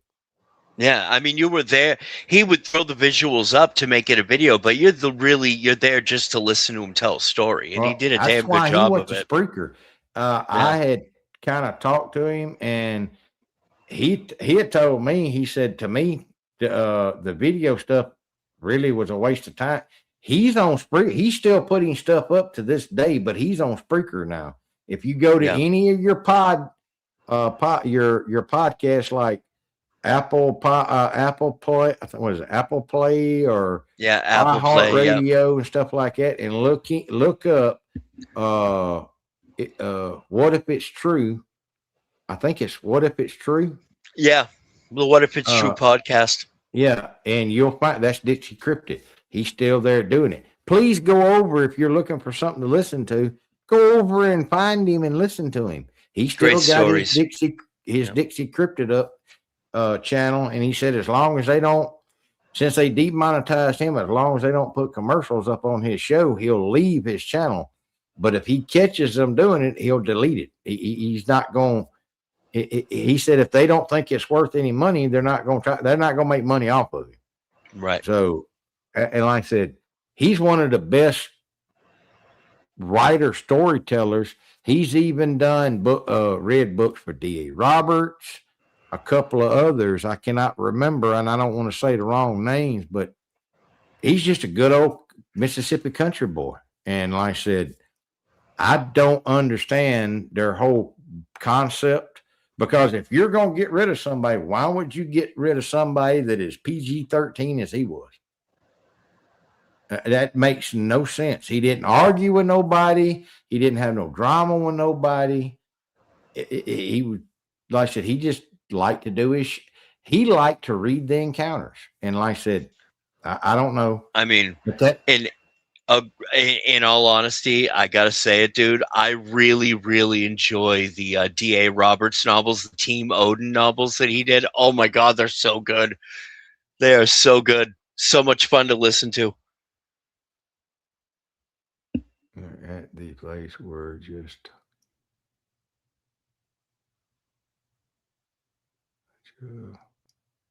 I don't know what he's talking. I don't know what he's talking about. Do you know?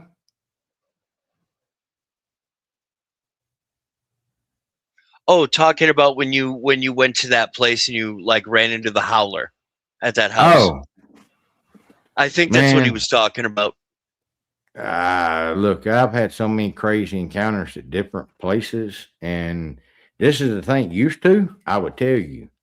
Chaos will tell you. Like I said, Chaos was my co-host, my partner. We have argued and butted heads many times. If it did not have nothing to do with Bigfoot, I didn't even do Dogman back then, because I think they're too dangerous to be messing with, to be looking for, or nothing else. Sasquatch is bad enough, but if I went out somewhere, you told me there was a 10-foot creature out there behind that tree looking at you, I go out there and I can't find a 10-foot creature is going to leave sign of some kind. Yeah. I go out there and I don't find it, I come back and tell you need to call somebody else. This is not what I deal with and not what I do. If it ain't flesh and blood, eats, poops, and leaves sign, I would leave, because like I said, I know enough about the paranormal world and what's in it and stuff that I didn't know enough. Like I said, there's plenty of things out there that like pretenders and stuff like that. Mimics, mimics that will act like. First off, I'm gonna tell you something. There is no such thing as a child ghost. That is not a child, because that spirit is going to go up to heaven. It's got a one-way ticket straight there. So something trying to act like a child that's to lure you in, that's more than likely not a good spirit. So I didn't talk to none of them. My motto was this: I didn't talk to you while you was alive. Damn you while you're dead. Right. So I left all of them alone. Now I understand a little bit better. Another thing is, I know I'm protected. There ain't nothing with no higher power than God. I'm protected. Yeah. So I don't worry about it. If you want to come out and fight, hey, look, my bullets or my knives or my fist may not have no effect on you, but him up yonder, he's gonna have some effect on you. So that's the way I look at it. I said, I don't like talking about religion on the channels or nothing. Religion and politics, I don't like talking about because it doesn't make a difference what side of the fence you're on. Somebody's going to get offended, Oh and yeah. I'm not trying to offend anybody. I that's my whole thing. I'm not trying to offend anybody, and I'm not trying to convince you of anything. If you think I'm full of crap, that's fine. I really don't care. Most people's opinion of me does not matter to me. I don't see why people get upset when somebody has a low opinion about them. What is it? They don't matter. Only the opinion of your loved ones and your family, to me, are the ones that matter. Yeah. Because if you're putting me down, you're just giving somebody else a break. Is the way I look at it. Yeah. That and I got really thick skin. Yeah. If that makes you feel better, boo boo, then you say whatever you want to say. Yeah. Because it's really not going to bother me at all. Yeah, just don't touch me. Don't get it twisted. Just don't touch me. Yeah. You can say whatever you want. Stay over there and say it, and I'll laugh with you. Don't Yeah. touch me because we ain't laughing no more. Yeah, exactly. Yeah. Then you get to the find out portion of the show, and you won't like that. Yeah, that like I said, I'm older. My health is not all that good, but that don't make me less dangerous. That makes me more dangerous. Yeah, I'm the same way. Yeah, I'm doing this because I want to and because it's fun. Look, I've been on here almost 2 hours and 45 minutes with a good friend of mine, and we've had some fun. We've laughed, we've talked. Oh hell yeah! My wife has made fun of both of us. My sister, Miss Crystal, has made fun of both of us. We make fun of each other. She made fun of me. Me? Oh come on! Look, you better hush because Kat has got that picture of you now with the. You found it, didn't you? Huh? Oh, son of a biscuit! No, she got my old phone. Remember, and it had those pictures. Oh, yeah. When I had that line, I had the thing there. Oh, fantastic. Okay, I'll shut up. I will. And her absolutely fantastic narration. It was awesome. Did a hell of a job, you know? Yeah, she did. She did. I'm going to say that. I was hooked, and I was low key jealous too. I'm like, what the hell? I'm like, she's better than I do. She did better than I do. And that is all her. The inflections, the tone she uses. That's all her. The only thing I did. I think it's called Riverside. That's the program that I use. No, not Riverside. I can't remember. The program that I use, if you narrate something, you can put it in there, and what it does is it gives you the script. Yeah. And then, like if you say they started, and then you pause, they started. You can go and delete that like you were deleting like a word post, and it deletes the audio along with it and keeps everything tied together so you're not monkeying with the trying to keep everything pitched, and it does all that, and it's hers. And then it'll even point out like if she took a long break because she was taking a drink of water or whatever, or she had to re-say that line again, it'll show you where the double lines are in the long pauses, and you hit fix and it fixes it. It takes the double lines out. It takes the long pauses down to a normal pause. And I love it. It saves me hours of doing stuff. We used to do stuff through Audacity, a wave graph, and you have to look at the wave graph and you got to get them to match up, and you're altering the recording, the sound. I still do it like that. Yeah. Well, if you got this program, I'll send it to you. If you get this program, once you use it, you'll be like, why the hell was I doing it that way? I come across it talking to some other guys looking for some alternatives to Audacity, Folklore, Final Cut Pro and all that. And writing, I use Quillbot to check my grammar, punctuation, and spelling. I suck at spelling. I mean, I suck at English. Any of that, like Yeah, I'm there. Quillbot helps fix that. The other one is I use Word, and Word has its own AI in it now, where I can tell it, I need this put in a book formula for Kindle, and it will automatically, what it does then, it goes through and sets it to the right scale, page width, all that stuff.